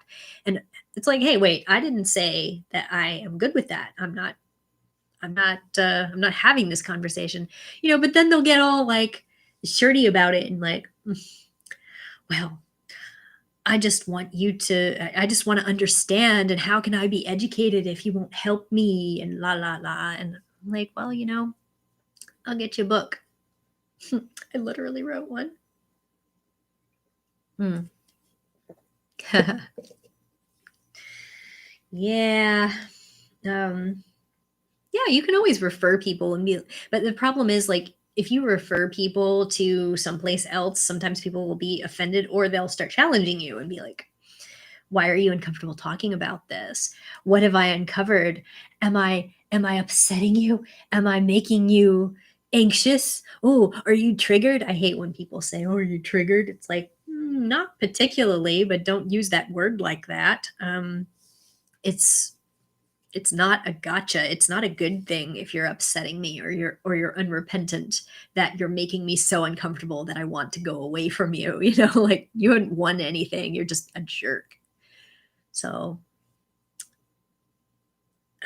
yeah, but yeah, like as a person who has like appeared in a lot of stuff and done a lot of stuff, I just find uncomfortable conversations just suddenly happening sometimes. And I'm mostly uncomfortable in theory because it's hard to make me uncomfortable after all the stuff that I've dealt with. But there was this one time where shortly after the Asexual documentary, which I had a small part in, aired on Netflix. Like, it was available on Netflix for like a really long time. And I was at a karaoke bar with my friends, and we were waiting. It turned out we were there early and the karaoke didn't start for a while. So we were just kind of like hanging out in the pool room, billiards, not an actual pool. You never know with Florida. They might have a pool in a bar, right? So we're waiting to go like sing for this birthday party, and we're chilling. And somebody that I don't know like walks up to me and says, "Weren't you in that movie Asexual?" And I'm like, "Yeah, I was." He's like, "Yeah, I thought I recognized you." And then he starts talking about his sex life. I guess he knew someone that might be asexual and just wanted to talk about it. Where, like, I guess I was supposed to help him understand whether this person was asexual or not. And I'm like, oh my God, I'm suddenly talking about sex to a stranger in a bar, and I didn't sign up for this. Oh my gosh. So anyway, it is what it is. A lot of the other times that I've been recognized by people, though, have been fun. It's nice to see people that are glad to encounter me in the wild. um, Someone posted on Instagram today saying that we ran into each other at MetroCon and we're both Steven Universe fans, and that was fun. And it's just nice, I really like hearing from people that they felt like something that I did made a difference for them. That is really why, that's why I wanted to do it. It wasn't just to talk about my own self. It was because I want someone to hear someone else talking about their own self, So, um, yeah, I relate to the person here who's talking about ignorant people bringing up the masturbation question. It just always seems like they think they are entitled to that information. And I had an argument with someone once about that. And I was making the argument that you wouldn't ask someone who is as much of a stranger as I am to you. You wouldn't ask them that if I was straight. And the person said, yes, I would. And explained that it's actually just me being a prude and me being frigid and me being from an old person generation or something like that, that I just am too conservative or something to handle that question. Whereas everyone else, and people who are progressive and people who are from their generation and people who are free thinking and whatever, they don't mind that question. They're not offended by that question. And I'm like, it's not a question of offense. It is a question of, like, it's a personal thing that you're not respecting me if I say, well, this is my boundary, and you say I have a right to reach across it and ask you whatever I want, regardless of your feelings. Your feelings aren't valid, and I feel entitled to your time and to your information, and I do not accept it. So I would be glad to answer questions like that in the general. I'd be glad to say people have different responses to that, and some of us do and some of us don't, just like the rest of the general population. But I can even talk about it in more nuance and say there are some asexual people who do engage in self-stimulation, and they could tell you more about why they feel that is not sexual. And some of them may also say, yeah, it is sexual, but it's not sexual attraction, so I'm still properly described by asexual. People have different ways of framing that. Not to mention that I don't think that people who do desire sex and experience sexual attraction in a normative way, I think that a lot of them who engage in masturbation, like, they don't do one or the other. They're not doing one as a substitute for the other. They probably do both. So I don't know why it seems to be a gotcha for us. It's really weird. See how I still have purple lipstick and I've taken all these drinks? It's so cool. Hi. The person who wrote on Instagram today has said hi. Hello. It is very nice to see you and thank you for your messages. Let's see. What else can I say? I see some excitement about the asexual vegan one, so I just want to show you one of the pictures in it.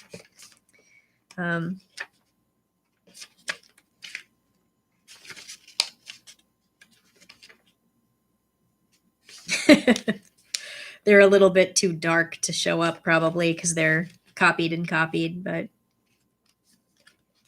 there's recipes in here. This is so cool.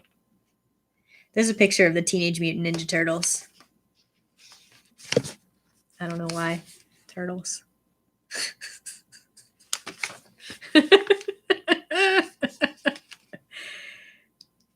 Anyway, yeah, I'll have to put some stuff in the comments about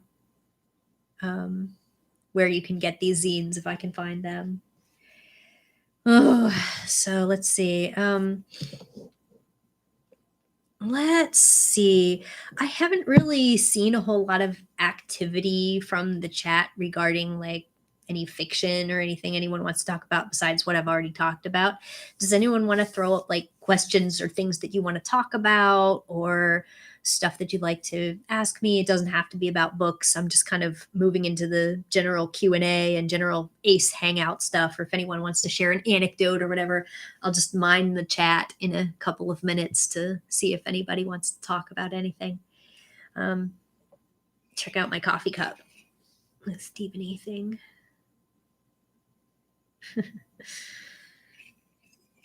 I've still got my giant garnet down here.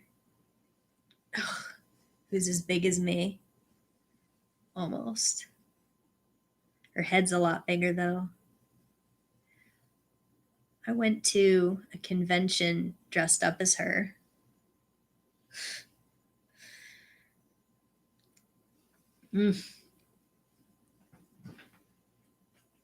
I'm also going to show you my necklace, which is a rainbow shaped cake or a rainbow cake.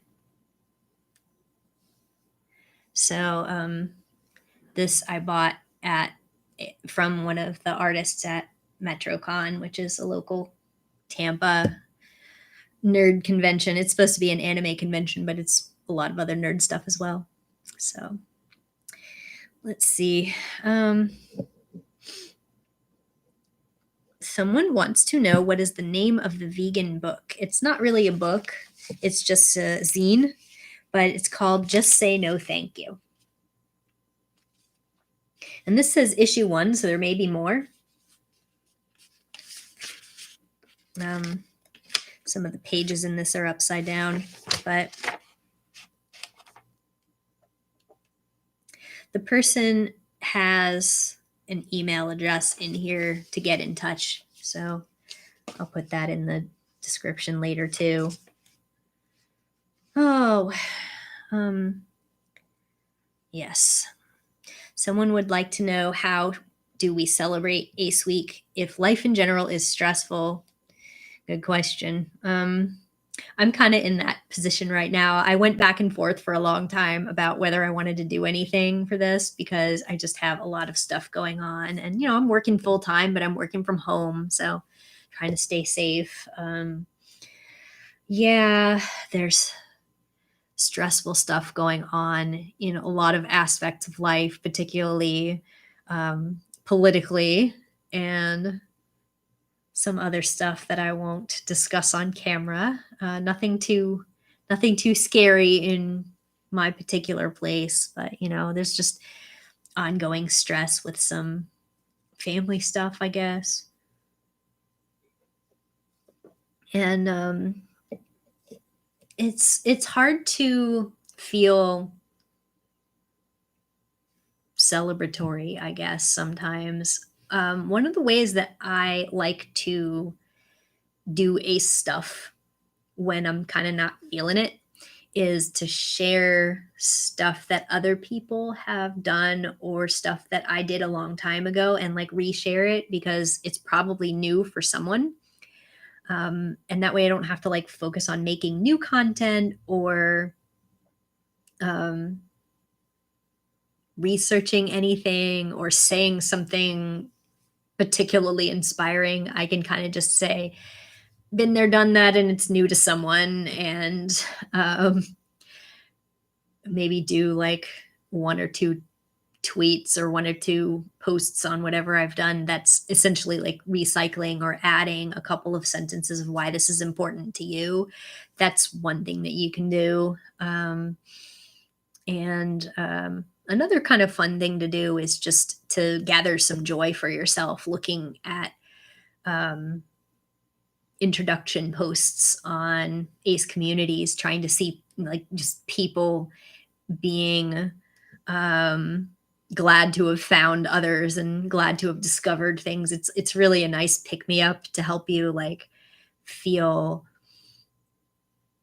that this is still a discovery people are making daily and that we're all part of it and we can welcome them or we can just enjoy that they're learning something about themselves. I just got a new review like a few weeks ago on my the Amazon reviews. I think was like a 73-year-old woman who said that my book helped her figure out finally who she was, and that's sort of humbling, but it's just like, wow, after all of that time of you being alive in this world, you felt seen for the first time when you were 73. Like, wow. It's really something. I have a video called Nice Messages. If I'm not mistaken, I think it might have been Asexual, Letters to an Asexual number 19 or something.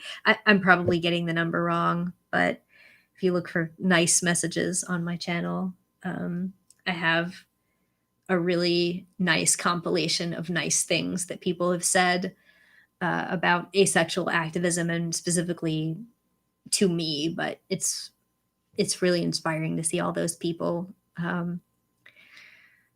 sort of being glad that we're doing this in our community. So that is another way that you can celebrate. I don't know if anybody else has any ideas, but those are kind of my go-tos, especially since I actually am in that situation. Yeah.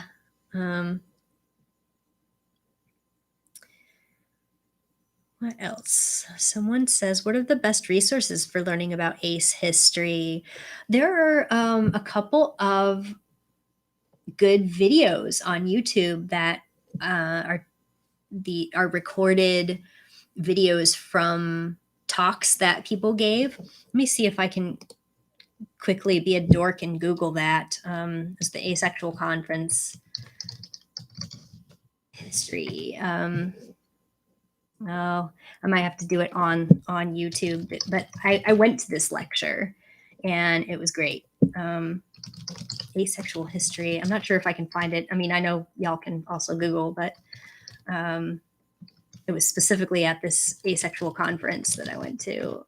And if I can give you more specifics, I might be able to tell you. Oh, well, let's see. This is not the one that I was at, but I watched this one. Wait, is it? The Nat Titman one, Asexual Community History Talk, World Pride Asexual Conference 2012.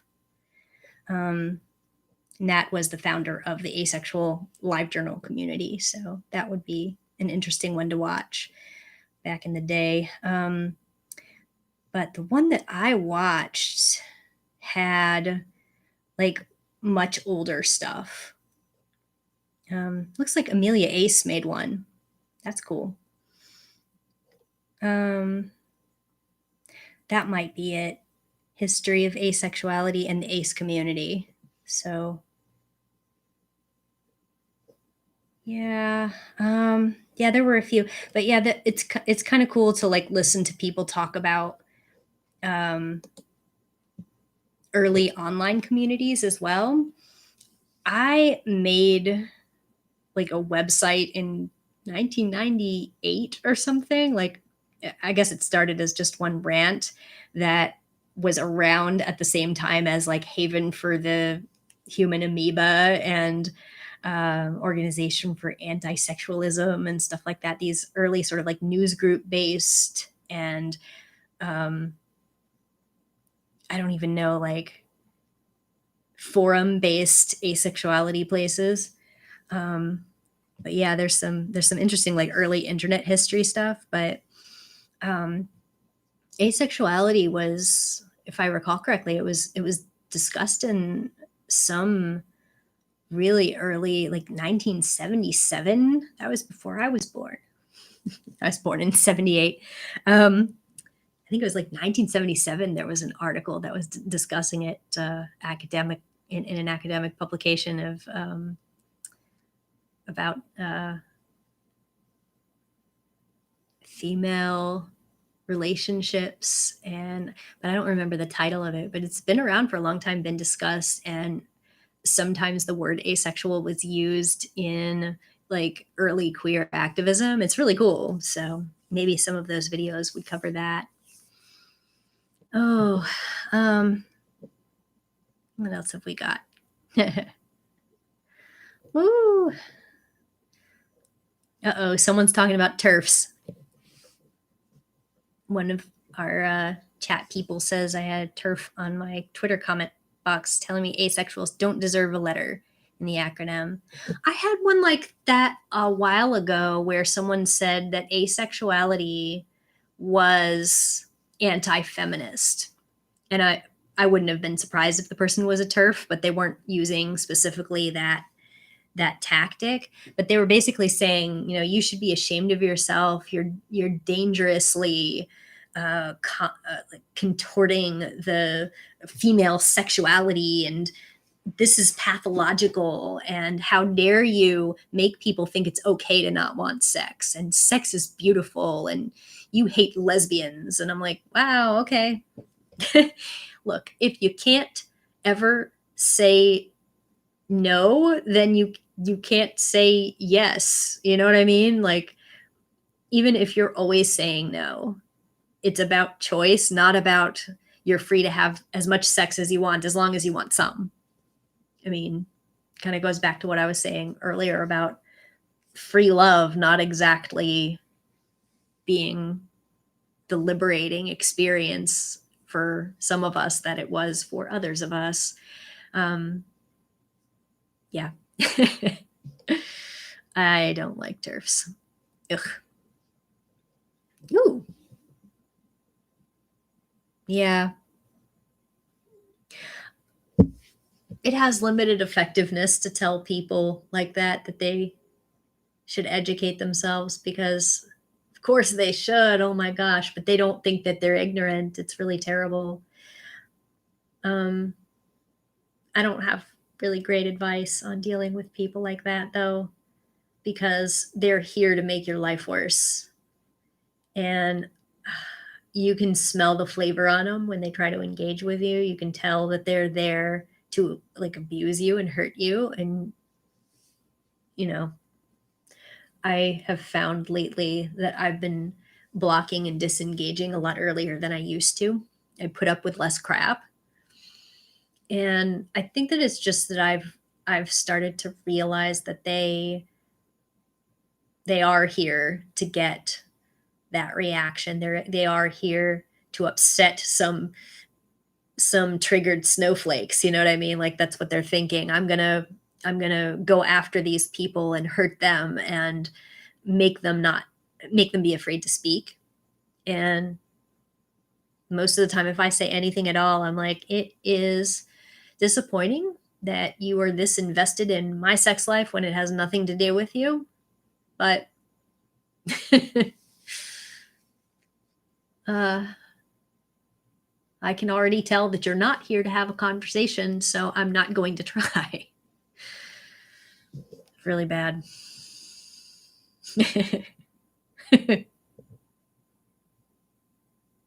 I'm shocked that a TERF would also be an aphobe. I love that. You know, the I'm shocked that I didn't know that that came from, I guess, Casablanca, right? My friend and I rented that back when one would go to Blockbuster and rent things, and we had never seen it. We rented it and we watched it, and we loved the line about being shocked that gambling was going on in this casino. And then someone walks up and says, "Here are your winnings, sir." Oh, thank you. So hilarious. Oh yeah.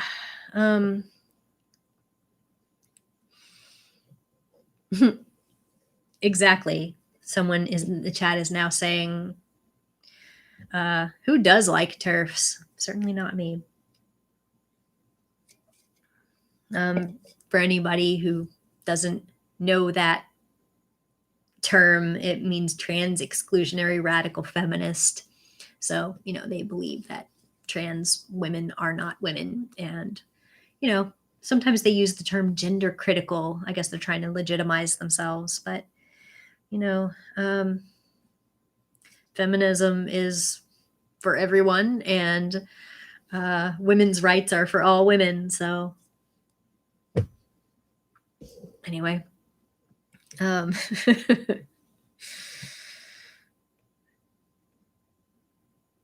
let's see. Who else do we have asking questions or talking about stuff? I'm glad that y'all are engaging in the chat. I appreciate that you're having little conversations and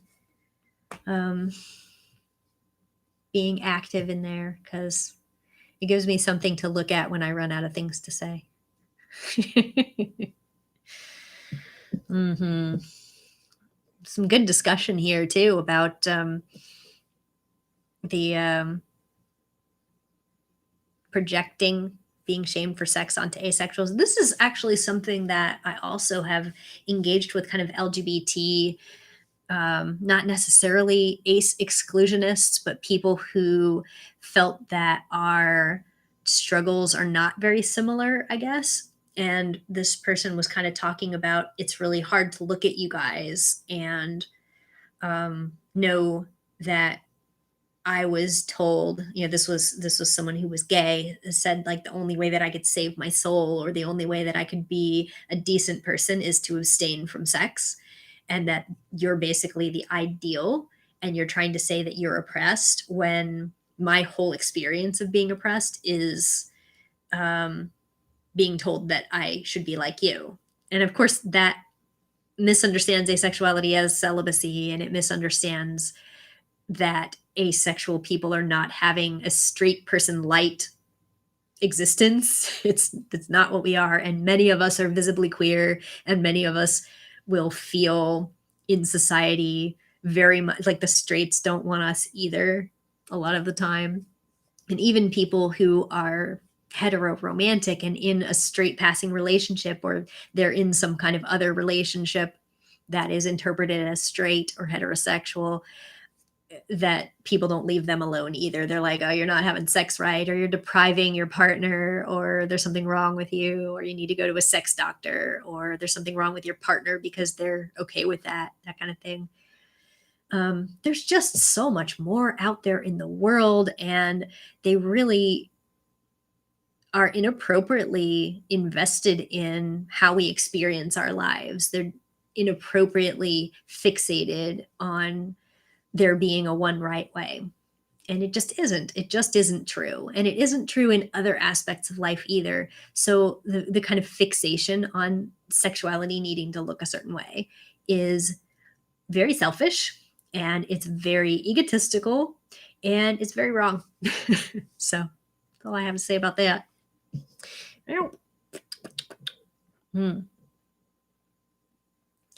Ooh, I don't like that.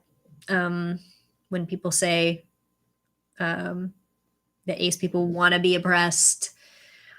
Honestly, if you've experienced depression, it's not something you want. I understand where that comes from, where some people will say, you know, like you see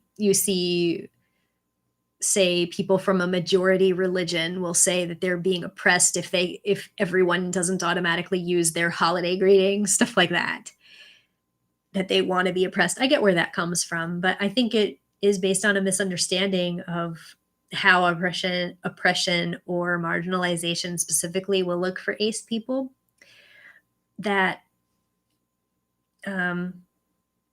it doesn't have to look exactly like the way it manifests for others to be real and to be damaging.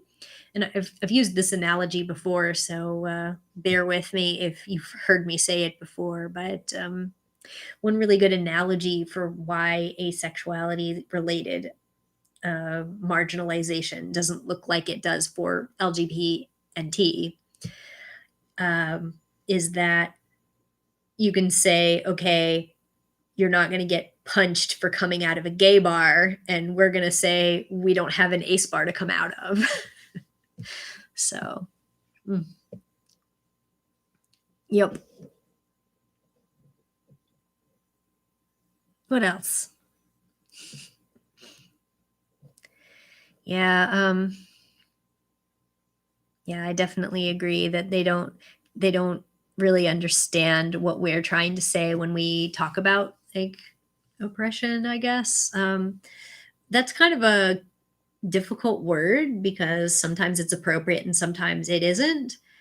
But it's also true that different individuals within queer communities have experienced different levels of oppression. And depending on where you grow up or how supportive your family is, you're having a very different experience depending on if you're a woman, depending on if you are non-binary, depending on if you're trans, depending on if you're white or black, or if you're Asian, if you're Hispanic, if you're Latino, if you are having a very different experience in your community because of any of these things, disability, just, I mean, there's all these intersections that can make it more difficult or less difficult. And like a penny jar that once it's full, you've bought a ticket on the oppression train, I guess. I don't know where I'm coming up with these weird analogies, but it's just you can't quantify it the same way, and it's just not going to look the same from individual to individual, so you can't really make a total generalization. I can say that if people wanted to know some ways that like kind of classic oppression manifests for asexual people, in some ways we've seen it in perception of fitness to adopt and to marry.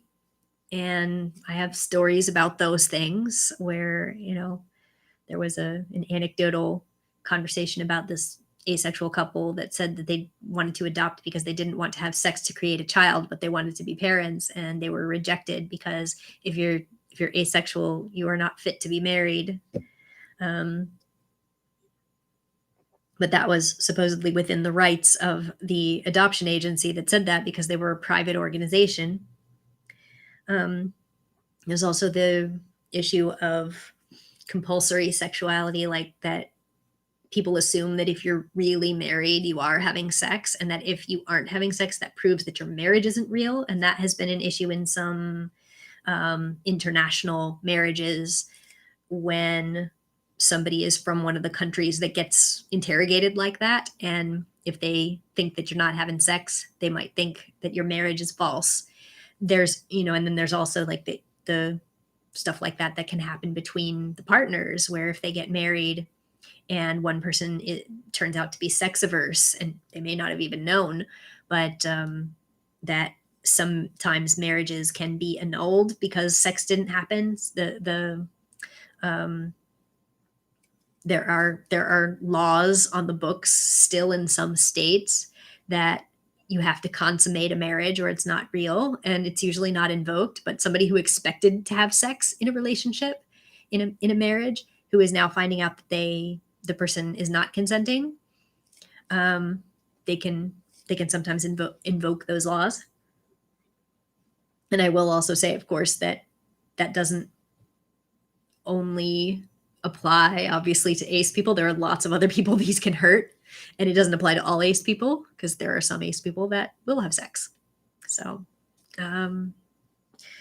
another really big, like, oppression-related thing is mental health. That there are still many mental health practitioners, therapists, psychologists, psychiatrists who believe it's a disorder across the board and can and will and have affected asexual people's lives super negatively because they use their institutional power to tell us that we're broken and try to fix us and, mess us up.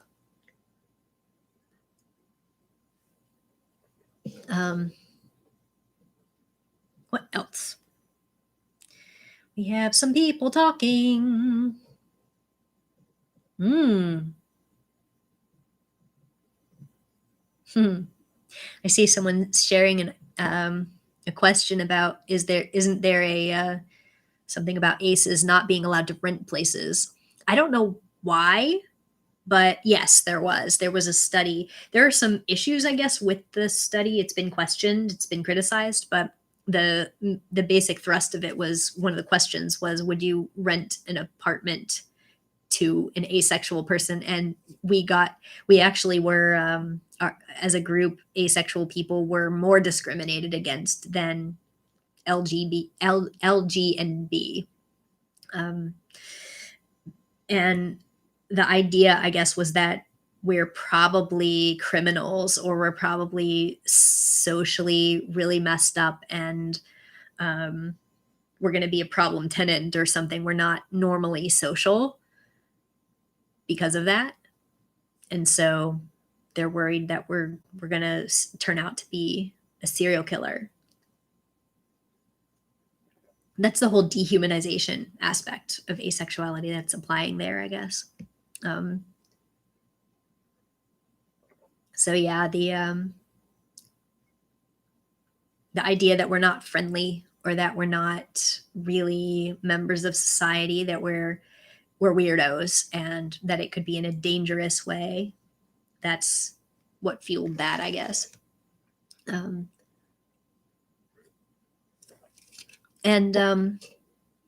We, as a group, like asexual people, have a higher rates of, like, along the same lines as other queer people. We are more at risk of mental health problems, depression, substance abuse, and stuff like that if we don't have a supportive infrastructure in our social life that is what we need.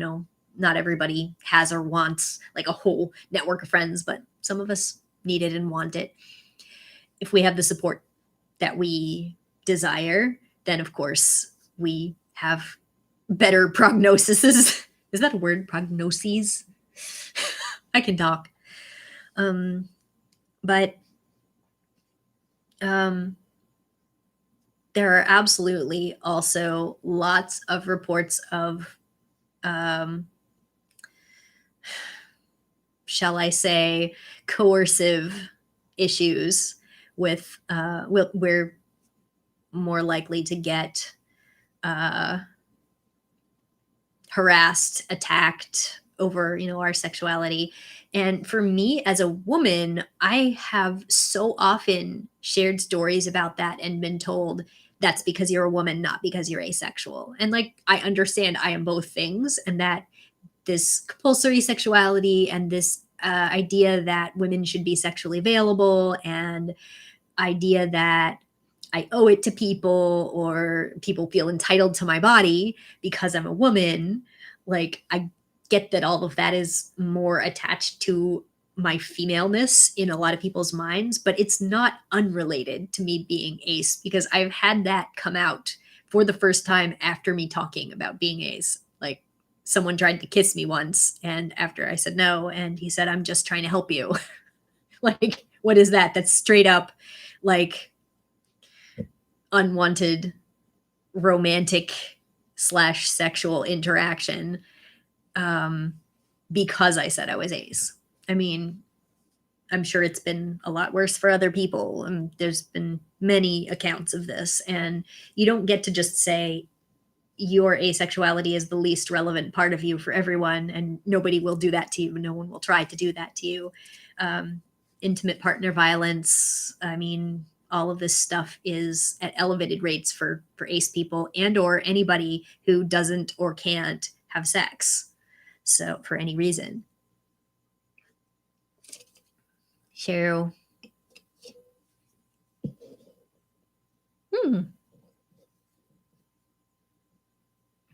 I'm having to scroll up in the chats because it's getting rather built up here. Probably just because, you know, I see one thing and then I ramble about it for a while and everyone else is going on.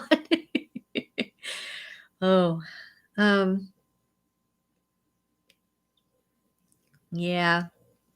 This is a good point from one of the chatters saying, I personally find the idea that you have to be oppressed to be a sexual minority ludicrous. That is a good point too, because one of the approaches that I have taken is, okay, we don't have to talk about specifically the word oppression if that's what we're stuck on here.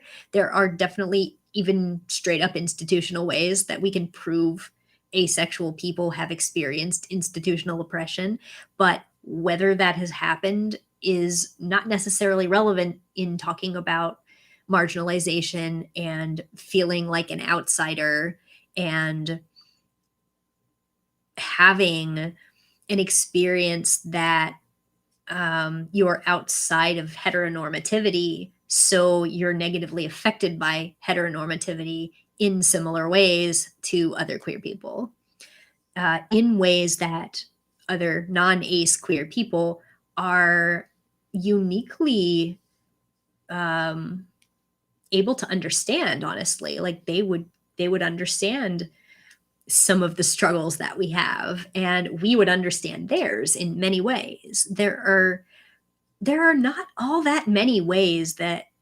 that exclusively happens to like LGB and T.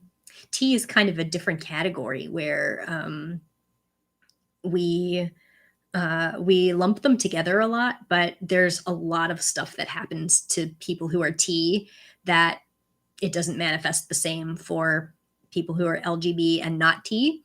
But kind of bringing it all together, asexual people also have a really high incidence of being trans and non-binary. Like, just we have a lot of trans and non-binary people in our community, and we also have a lot of people who have romantic orientations that fall under LGB and T, LGB and P, I meant to say. So it's very strange to categorically exclude us when we have a whole lot of overlap, but not just in identities, but in experiences with being harmed by heteronormativity. And also, when we go down that track where people will say, okay, but I accept trans aces because they're trans, and I accept LGB aces because they're LGB, and I'm only mad at the straights, the heteroromantics, and the aromantics. And I'm just thinking, if you really think that heteroromantic asexual people are not considered queer by straight people, like, obviously there are some things about having a partner that you're not visibly queer if that is your case. Like if you're processed like a straight couple, you have some safety that is not afforded to a lot of the rest of the community. That is absolutely true. But in general, people own that. They understand that. It's just like, I mean,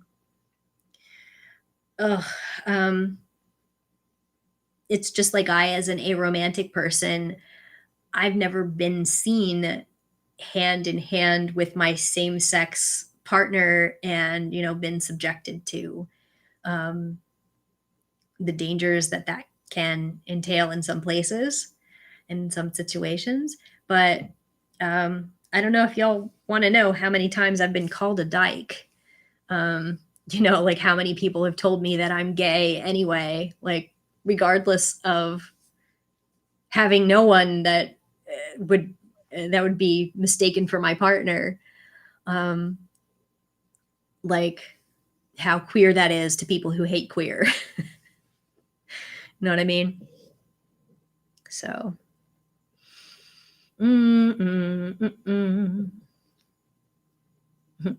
Someone says ace doesn't mean antisocial. Yeah, it doesn't. Some of us are, but so are some non-ace people. So, oh, wow. Congratulations to a person who came out during this live stream.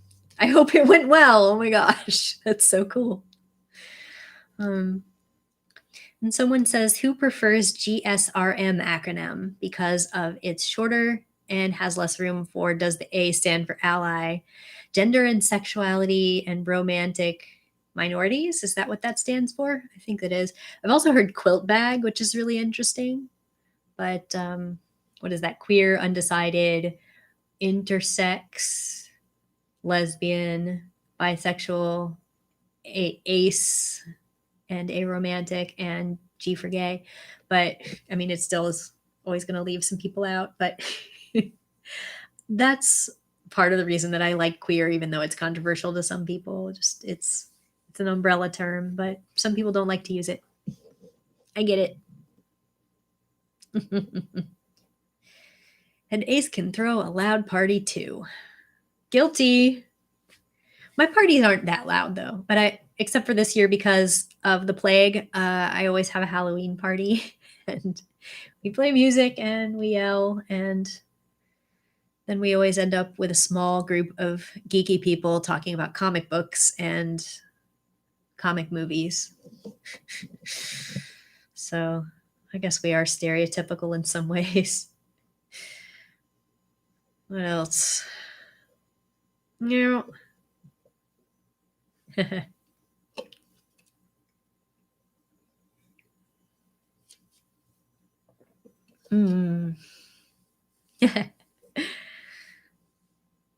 Some people want a live stream party. Oh, I wish. You know, I still haven't decided what I'm doing exactly for Halloween because I'm like, I've been very, very like conservative about going out and stuff. I haven't been to work since March.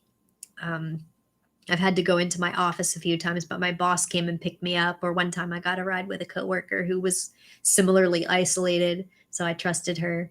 But you know, I've stayed off of public transportation. I haven't gotten any Lyfts or Ubers. I haven't gone anywhere except the grocery store. Anywhere, not even like pick up at restaurants. So like, I'm a little afraid of the whole trick or treat thing, but I'm thinking maybe I'll dress up in a costume and sit with my garage door open and put some candy on a table, like all spread out so that kids don't have their hands in a bowl or something. I don't know if I'm going to get any trick or treaters anyway, but maybe that would be fun.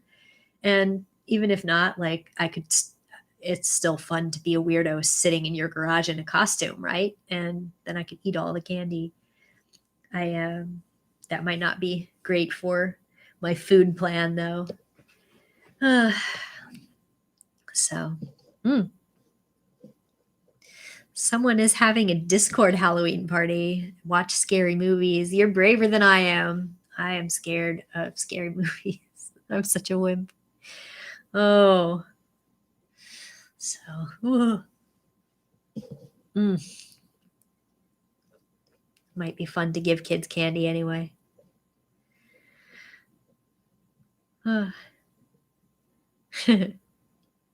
Someone has an idea to do a masquerade party. I still wouldn't have people over. I just can't do it. I usually do it a couple of weeks before Halloween because that way I don't have to compete with whichever weekend is closest to Halloween, because that always gets taken by some like huge event or something. But it's mostly an excuse for me to bake. I don't know how many of y'all know how much I love to bake, but I love baking. So I always make completely homemade everything. Like usually my crust for my pumpkin pie is store-bought, but I make a pumpkin pie and I make pumpkin muffins. I make banana muffins usually. I make a cream cheese pumpkin roll. And I usually try to make vegan pumpkin brownies. And the thing is, the last few years, like the last maybe 7 or 8 years, I always made vegan food and then no vegans were there. And so when one of my friends got diagnosed with celiac, I decided that like I was going to try to make some gluten-free stuff for him. And so I was like, I think because I never have any vegan guests, I'm just going to like, those are going to be the two alternatives and stuff. And I'm like kind of a freak about labeling things. So everything that has like eggs or dairy or nuts or whatever is always labeled. I'll like post these menus on the wall. I'm like, I love to have parties that are food centric because I love to bake. Oh, I make shortbread cookies that are shaped like autumn leaves, and those are really easy to veganize. So I usually just veganize them. And and then like for the regular food, I used to cook dinner for everybody, but it just got to be ridiculous because then nobody wanted to eat my dessert. So I stopped making dinner. But I did, I usually just have like, I like it to feel like fall, even though Florida doesn't believe in fall. We don't have an autumn. So I always put like root vegetables like carrots and mushrooms. Well, mushrooms are fungus, but you know, like fall stuff. And I had potato chips and salsa and corn chips and stuff like that. And I always have soda in coolers. I don't do alcohol at my parties, but I tell people they can bring alcohol. I just don't drink, so I don't really want to provide it. And everything's generally vegetarian, but like if people wanted to bring meat things, that's happened a couple times. It just usually they just know that I have so much good food that they don't bother to bring anything. Oh my goodness. One year, even though I didn't arrange it this way or anything, one year we had 5 people come as Steven Universe characters the same year. I mean, they knew whose party they were coming to, but that was so fun. Obviously, I was one of them, but I was so impressed that so many people came with my favorite cartoon as a costume. Ooh.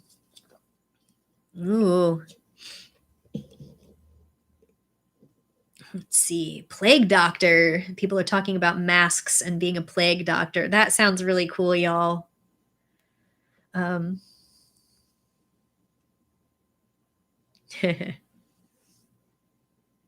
Good stuff. I'm still not to the bottom of this chat. Sorry for all the awkward pauses while I read. I want to be engaged with my lovely audience here. I've been on for almost 2.5 hours. My voice is starting to go, so I might have to stop soon. Oh.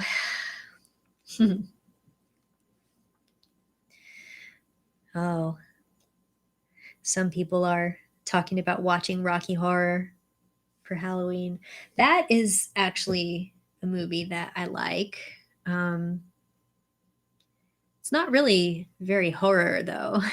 So there's some murder in it. So I guess technically it's a horror movie, but yeah, I like it. It's funny. I have a Rocky Horror poster. I forgot the word for some reason for a second. I have a poster that's framed in my hallway. And so like I don't know if anybody really knows that much about what I do as a day job, but I work at a transportation engineering consultant. And usually like we have to compete for our work. So we're always like writing these letters, like pick our team, we can do this engineering project. And I'm like the editor on those letters. But anyway, like every once in a while, I get included on the team that has to go to the interview if we are shortlisted for the project. And when the pandemic happened, we all had to do it from our computers. That like we were actually the very first time that the Department of Transportation did a video interview instead of an in-person interview because of the pandemic. I was on a team for this, so I had to do an interview like all dressed up and stuff, like in my house. So I was trying to find some place in my house that doesn't look like this looks, because it's very busy and it has Captain Underpants in the background, you know? So I went in my guest bedroom, which is probably like the most pseudo grown up looking room. And I realized during our practice that I needed to close the door because the Rocky Horror Picture Show poster was visible. Because you have to pick up your computer and like, or your camera or something and show your whole room to make sure that you don't have anybody coaching you or any illicit stuff. It's really very tightly controlled as to how many people you can bring to an interview and stuff. So I was like, oh, I better close that door, because I just showed my coworkers my picture of Frankenfurter lounging on the lips and fishnets. So hope they didn't catch that. It's kind of, I think most of the people there are pretty like conservative about stuff, so I'm not sure. So definitely not going to flash it at government employees that were trying to get to hire us. And I think we came in like, I forget what place we came in on that interview, but we got a contract out of it, so must have done okay. Yay.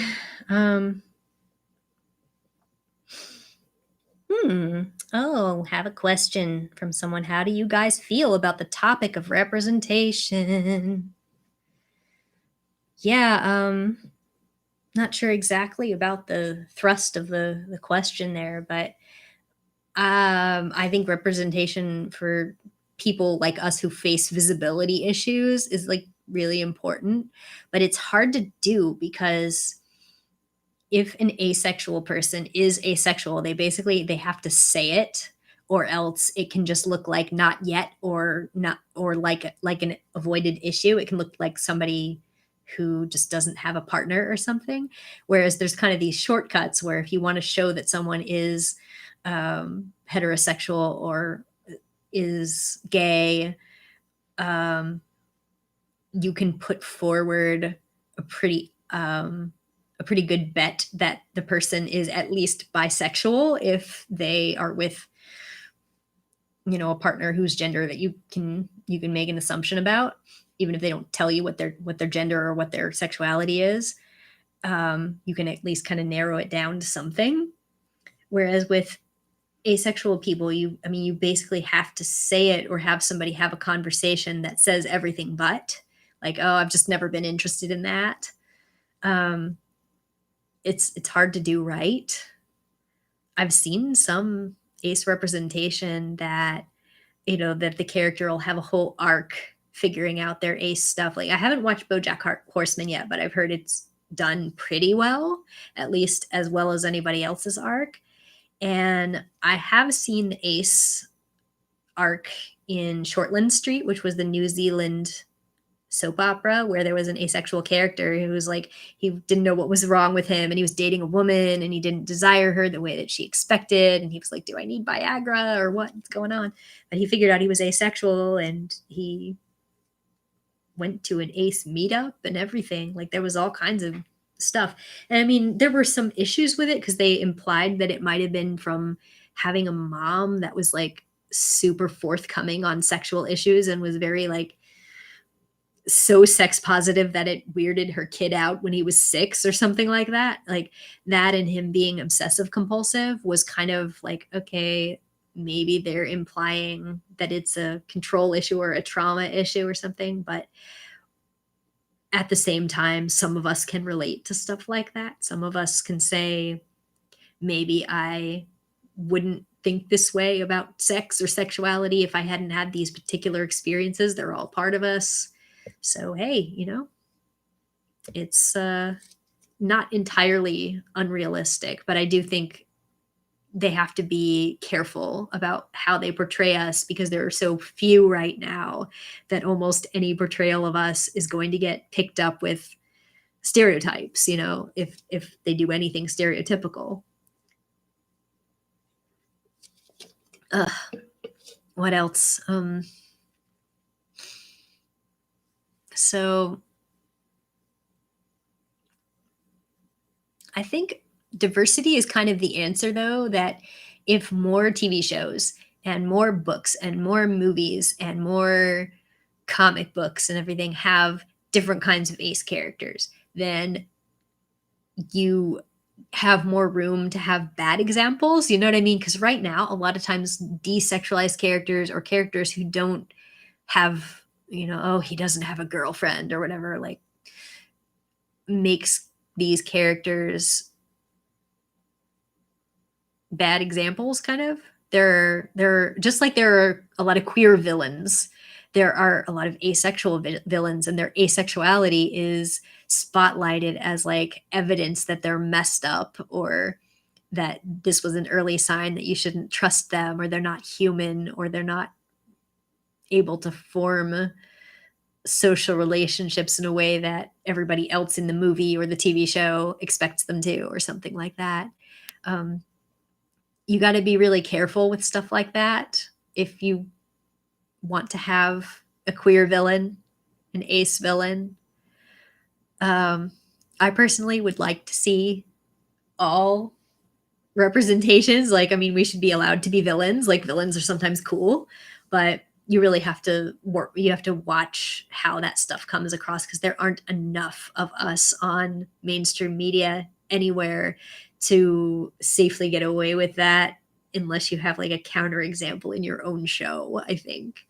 I'm kind of thinking about, well, specifically my favorite cartoon with Steven Universe. There's multiple examples of same-sex partnerships where you might have a lesbian who had a really dysfunctional relationship and is neurotic and is sometimes expressing an unhealthy relationship. And then in the same show, you're going to see lesbians who have a much better relationship and are adorable and cute and aspirational in some ways. And, you know, if you do stuff like that, you can take more liberties with people who are realistically flawed. Like, obviously we don't want all of our ace characters to be perfect human beings. Well, and then there's the fact that some of them aren't human beings, like they're robots or they're aliens, and they are using their asexuality as an example of being non-human or being elitist or whatever. It's just all those things that go with real examples of people thinking that stuff about us. So yeah, it's hard because we're still not entirely in the mainstream. I think we're still thought of as some kind of afterthought. And I don't know, it's going to take firing on all cylinders to get there. We need more of these, you know, of nonfiction books to learn about us, but we also need popular representations. I think that's one of the fastest ways that acceptance grows, as well as knowledge about it. Of course, we're also going to be sensationalized just like everybody else who is on mainstream media, but the media is how the world talks to itself. We belong as part of it, and we need to be in those conversations. We need to be discussed, and we need to be discussing. So that's what I'm going to say about that. Oh, here's an interesting question.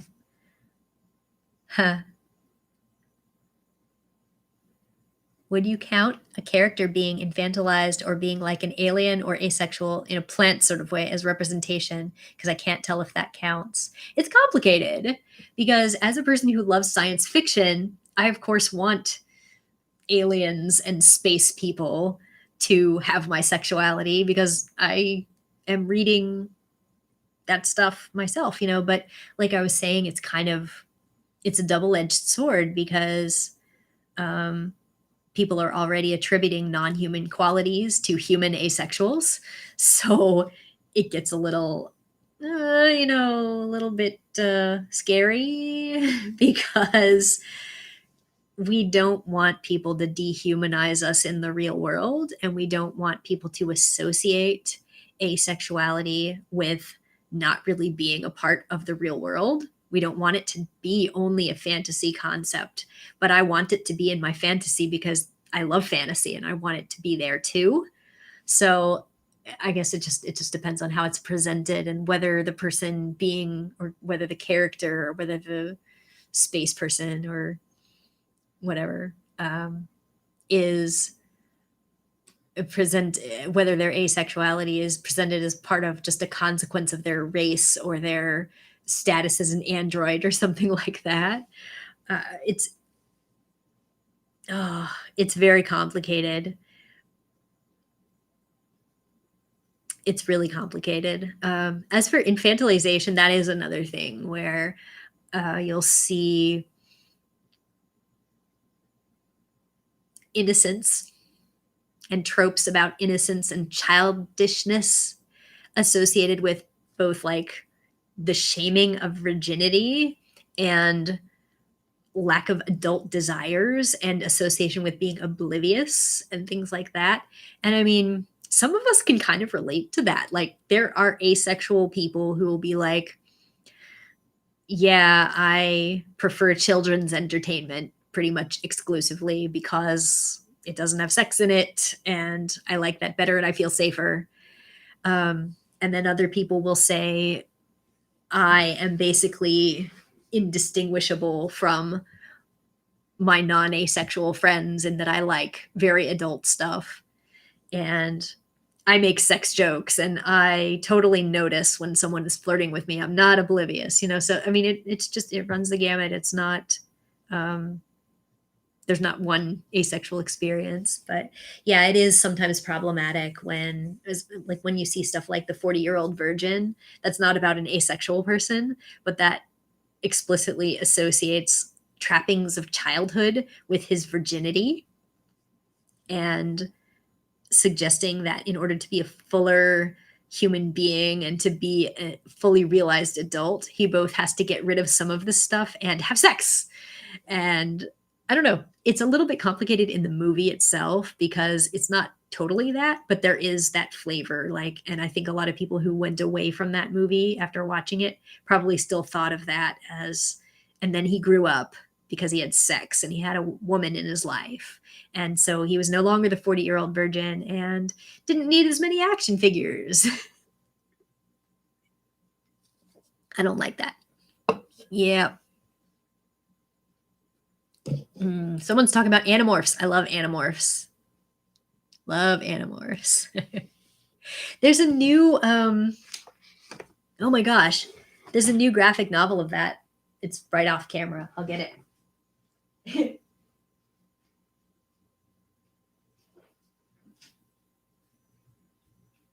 Graphic novel of Animorphs. Have y'all read this? Animorphs fans? I just got it and it's good. Yay! I'm making more. Yeah, I love this stuff.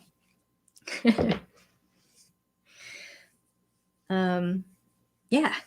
So, what are we talking about? Animorphs. In the Animorphs books, there's one book with two aliens of a main species that pairs the two together. They're both guys and clearly care very deeply for each other. I remember them. Those Andalites, right? Those two guys that one of them was hurt or something, and the other cared for him. I think was he disabled or something? He had something wrong with his tail. I can't remember. Anyway. Oh, yes. Someone says we need more aces of color. Absolutely. Yeah. When I talked to some aces of color about the differences in their experiences for my book because I really wanted to make sure I got some of that stuff in because I can't speak to it. I can only just repeat what they said. Because like as mentioned before, as a white woman, I'm kind of like I still can have that, oh, you're a good little girl thing, that people can say, oh, you're saving yourself for marriage. Whereas like some other people, especially in very sexualized communities that are racial minorities in this country, at least, you see this sort of assumption that asexuality is a white sexuality. And sometimes we don't help with that with our representation. I mean, I've been a talking head on TV a bunch of times, and a lot of the other people who have are also white people. And when I've gone to these conventions and conferences and stuff, the demographics are very different. It's not all white people, but I mean, there's still obviously there's a racism problem, and there's a problem with people imagining that that could be relevant, that aces of color would have a different experience. So I really think that it's super important that when we talk about representation and participation, that there is space made for that as well, and not as like a side thing. Like there needs to be places where the intersections of those experiences can be discussed. And I remember a webcomic that I read a while back that the main character was asexual and was not white.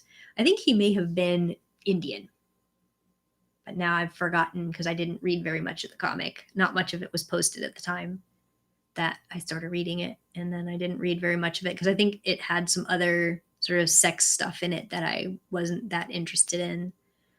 But anyway, yeah, I was pleased that there was quite a long time ago too. It was probably like 10 years ago so I was really surprised that somebody who was, as far as I remember, was a white author decided to do an asexual main character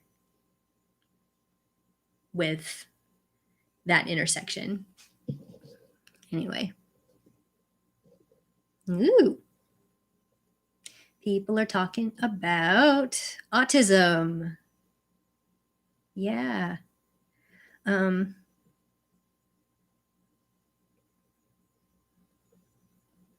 Ooh.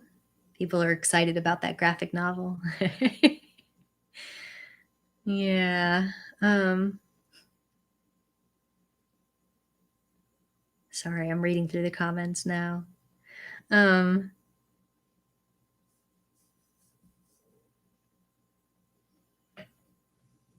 Yeah, that's the one, Shades of A. Y'all remember that. Shades of A by Tab Kimpton. Yeah, come to think of it, I don't know Tab's racial orientation, so I may not have been right about them being white. But yeah, that was a long time ago. Yeah, I want to go back to the whole, somebody talked about the autism and stuff like that. I kind of lost it in here reading through comments. Sorry, guys.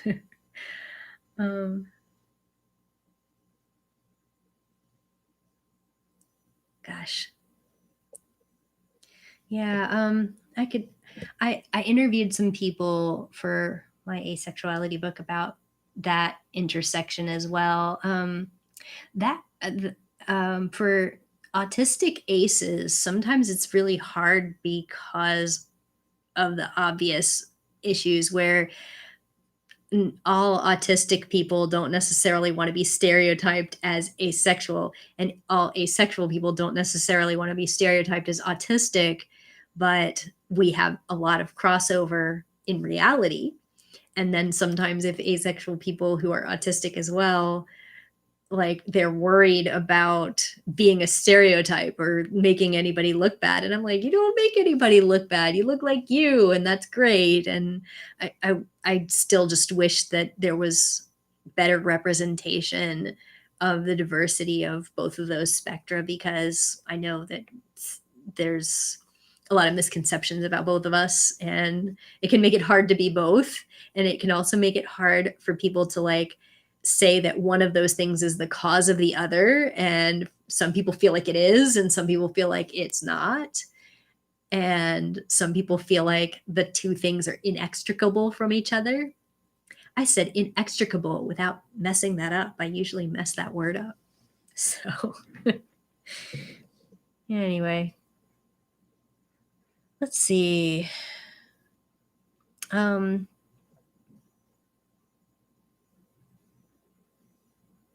right. Oh, I like that so many people have stuff to add about the media stuff.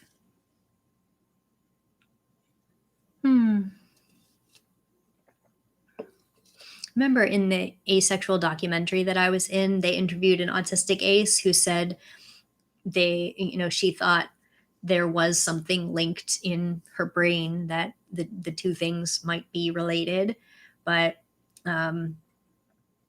that she actually would like to know what it is. She would like to know more about it, and she would welcome the chance to explore that.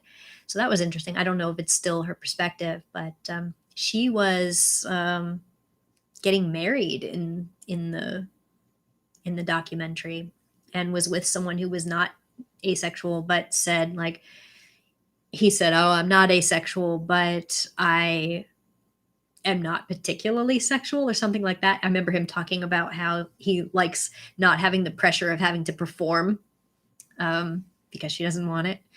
So that was interesting. But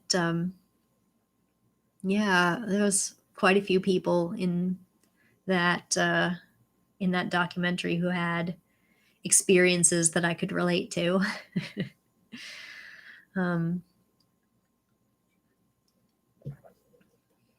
I see someone saying, any aces here over 40? Well, besides me, I am 42. So growing up in the 90s, you couldn't just Google stuff, like it was weird coming of age as an asexual person. And I just called myself non-sexual. And, the guy that I mentioned dating before, he once wrote me a Valentine addressed to Miss Non-Hormone. That was pretty funny. It was not a compliment.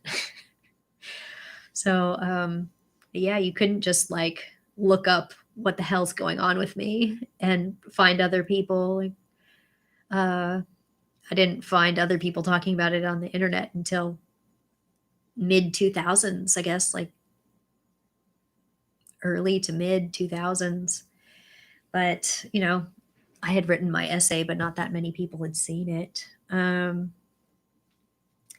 But nowadays, when I talk to other aces and they have that experience of Googling it and trying to find other people, and they find it and it's so much earlier in their lives, like that must have been so different.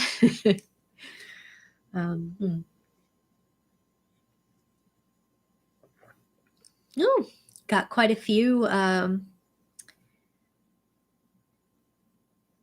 different ages representing here. Someone says I'm close to 40, 35, 30, 43, 23, 17, 28.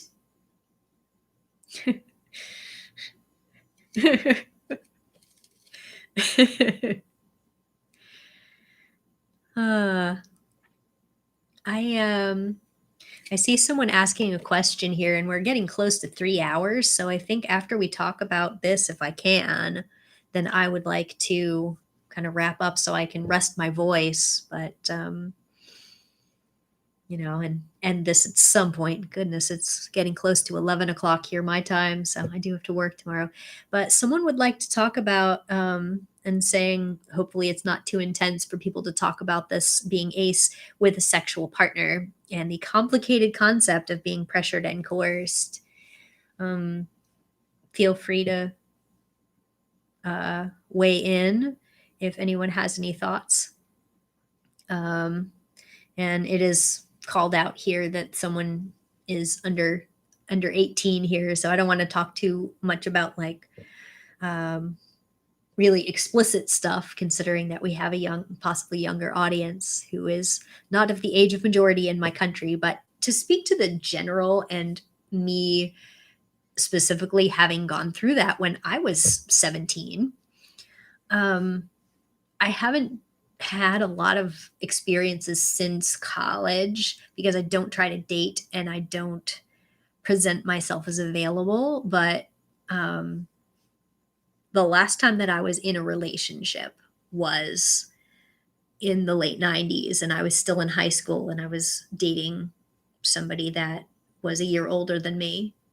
It was a guy. I've had 2 boyfriends, and I have had a smattering of other sort of things that we didn't call dating with guys and girls, and nobody that I know of that was non-binary. But the only situation that I was dating someone who was very sexual. I've talked kind of a lot about it on other videos. So there's definitely this vibe that you are a selfish person if you don't give it up or whatever, and that all of the attempts to make this compromise should always be that the ace person has to have some kind of sex, that they just should.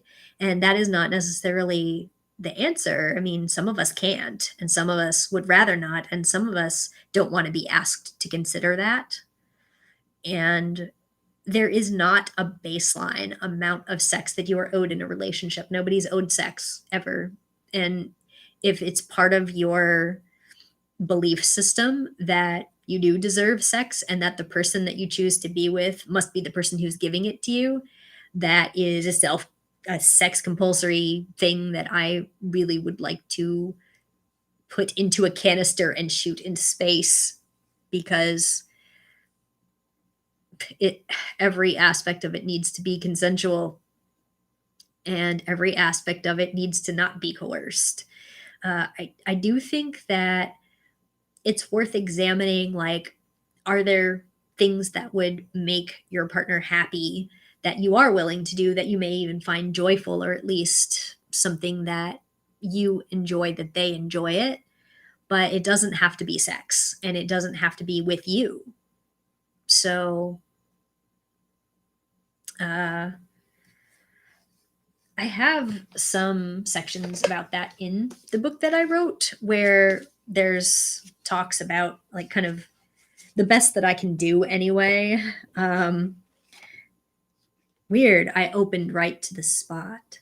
But I'll just read some stuff while I'm thinking about this. I said, here are some suggestions for how to have a happy relationship with an asexual person. I guess this is toward the person who's not asexual. It says, beyond just discussing your basic deal breakers and must-haves, communicate about your signals for intimacy. Do you have certain hints, signs, or terms for how you tell each other what you want? Try to remember that some non-asexual people you may have previously dated might have used certain behaviors to initiate sex, while your asexual partners may not mean the same thing. What does it mean when you say or do X? How would you rather I respond? Is a good way to start this conversation. Focus on aspects of your relationship that make it so special, the aspects that make it different from your friendships or other important relationships. Why are you partners? What can you do together that you don't do with anyone else? Heighten and celebrate those if it helps you remain close to your partner or partners. Don't assume that the asexual partners would prefer to stop all physical or sensual activities just because sex might be absent or non-traditional. Communicate about what types of touch you would like to enjoy together. Plenty of sensual activities are possible and worthwhile, even if they don't lead to sex. Understand that your asexual partners may not connect sex and romance in their own desires. If you normally would have sex to celebrate an anniversary, to express thanks for something they did for you, to enhance the enjoyment of an intimate date, to try to communicate about whether that is appropriate with the asexual partners, and under what circumstances sex is connected to other aspects of your romance, if any.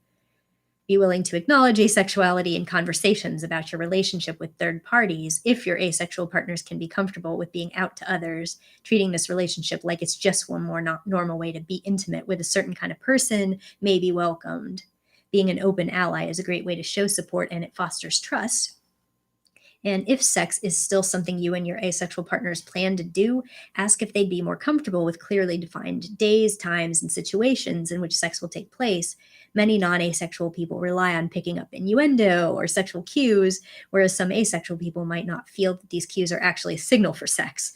Depending on their ability to read you and your previously built trust, you may need to be verbal about it, and it's better to say, I'm in the mood, how do you feel about going to the bedroom, than to just initiate a back rub or something similar and hope it leads to sex. Ultimately, possibly being disappointed if it doesn't. If you don't want to schedule sexual activities, you may suggest your asexual partners wear or say something or do something if they want to initiate or would be willing to accept sex. And then don't assume that if an asexual partner enjoys sex, they must want you to do more or more of it or more often than you'd agreed upon. What might seem an enthusiastic response and a request for more from most people might not be that from an asexual partner. Always ask your partner what kind of responses they'd appreciate. And try not to be offended if you suggest sex and they don't want to. If I go on and on, I'm going to end up reading the rest of this section. So that was from the section that's for non-asexual people. So we just have to turn that around for us. Oh, so what else? Someone is kind of sharing the personal situation that they're in. So let's see.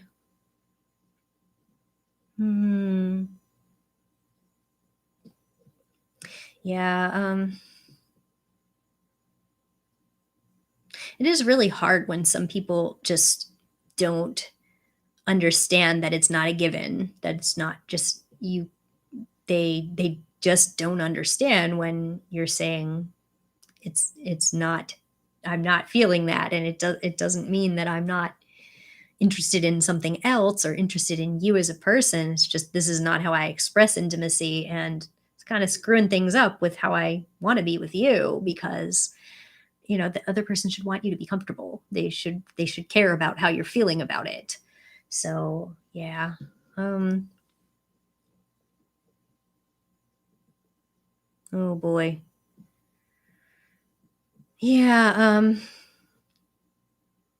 I have definitely experienced other people telling me that the way that I was in that relationship was like maladaptive, or that I can't expect him to be my partner if I'm not going to do this. And I'm like, that would be fine with me. Like, we don't have to call it that. We don't have to be in a relationship. If he needs it to include sex and I don't want to, then okay, that's a deal breaker for me.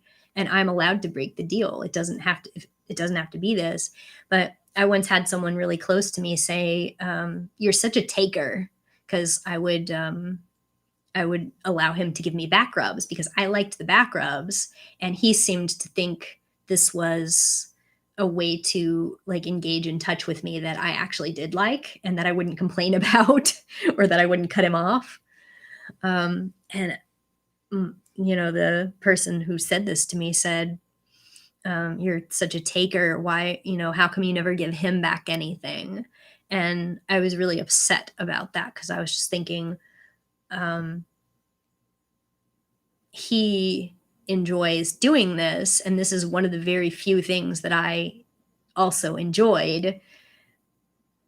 And it really sucks that I'm being told there's a reciprocation expected, and it makes me the bad one. It makes me like the suspect one, that I'm somehow I'm being shamed, and it's not.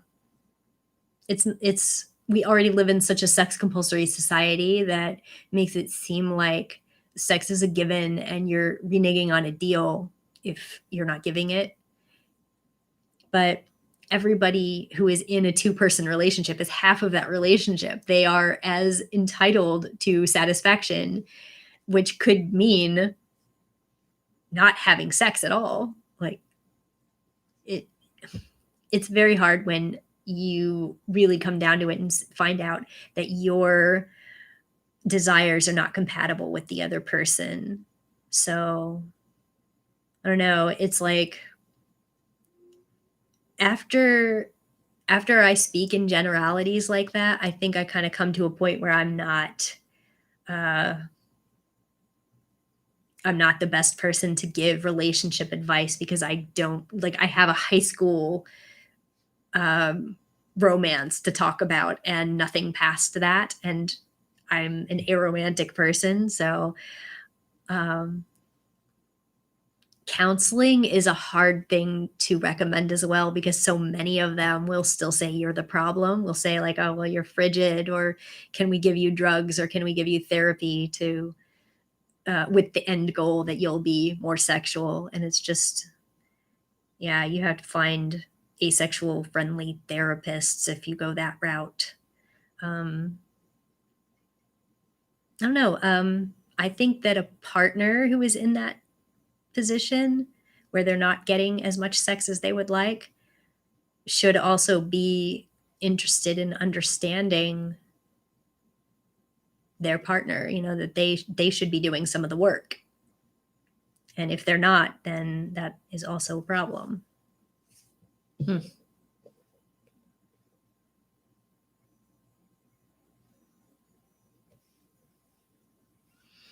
Yeah.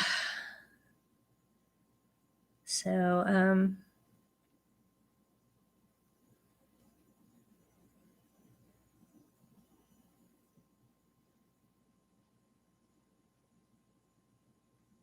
yeah, I have some more sections in the book that can possibly put these things into perspective. But some of the things that I read are for, you know, they're for somebody who's listening. And I don't know if the non asexual partner in this situation is really listening. And that's a whole other issue as well. Oh, so, yep. Mm, a lot of good chats going on here. Um,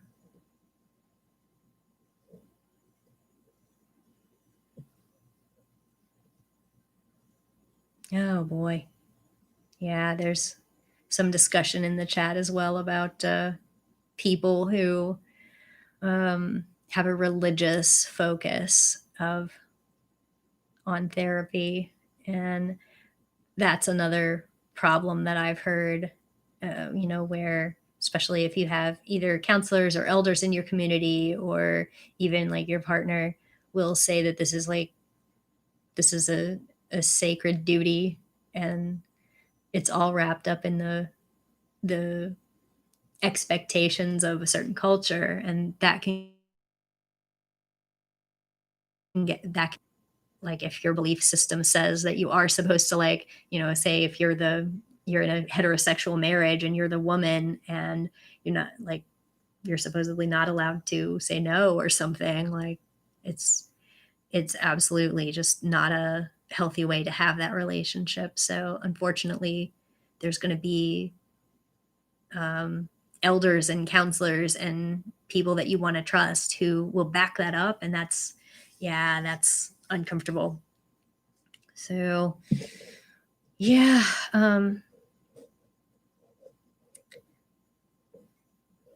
yeah,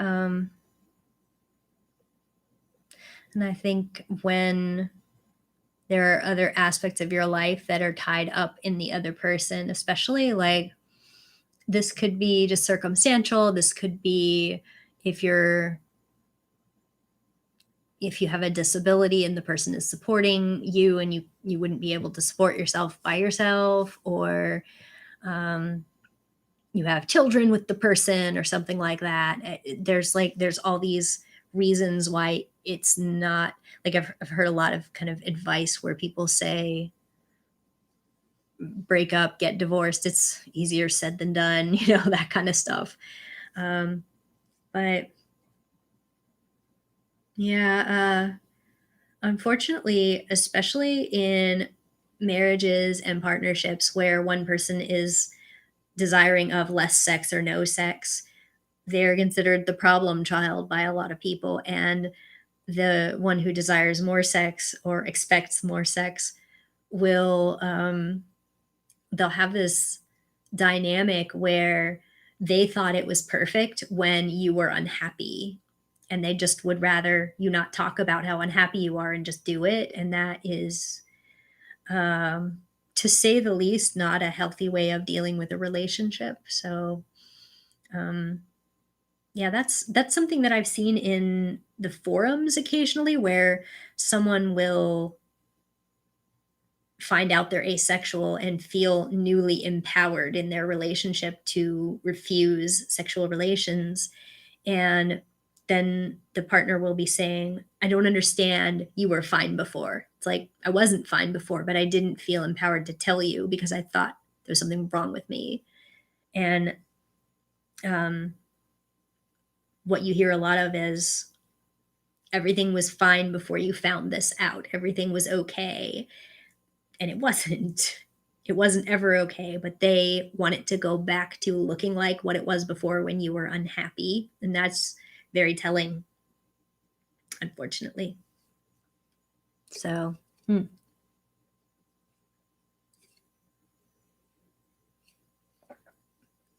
Hmm.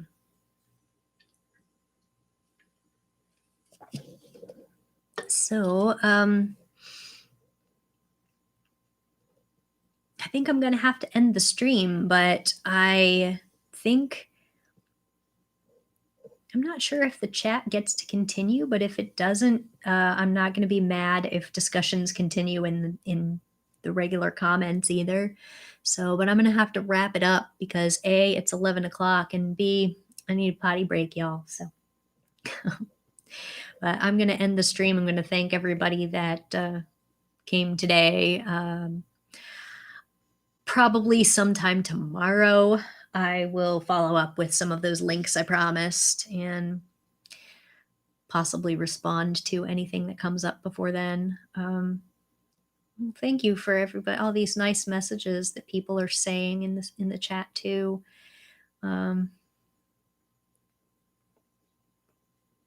Thank you, people. Yeah, and yeah, like I said, just go ahead and if you want to have continuing any other conversations in the comments, it's fine.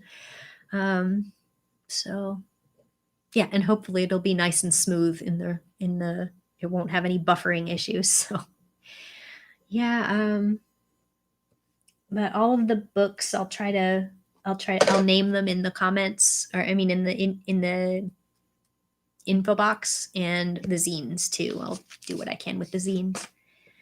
Thank you, everyone, and thanks for coming and for being a part of this. Good night or good morning, wherever you are. Bye.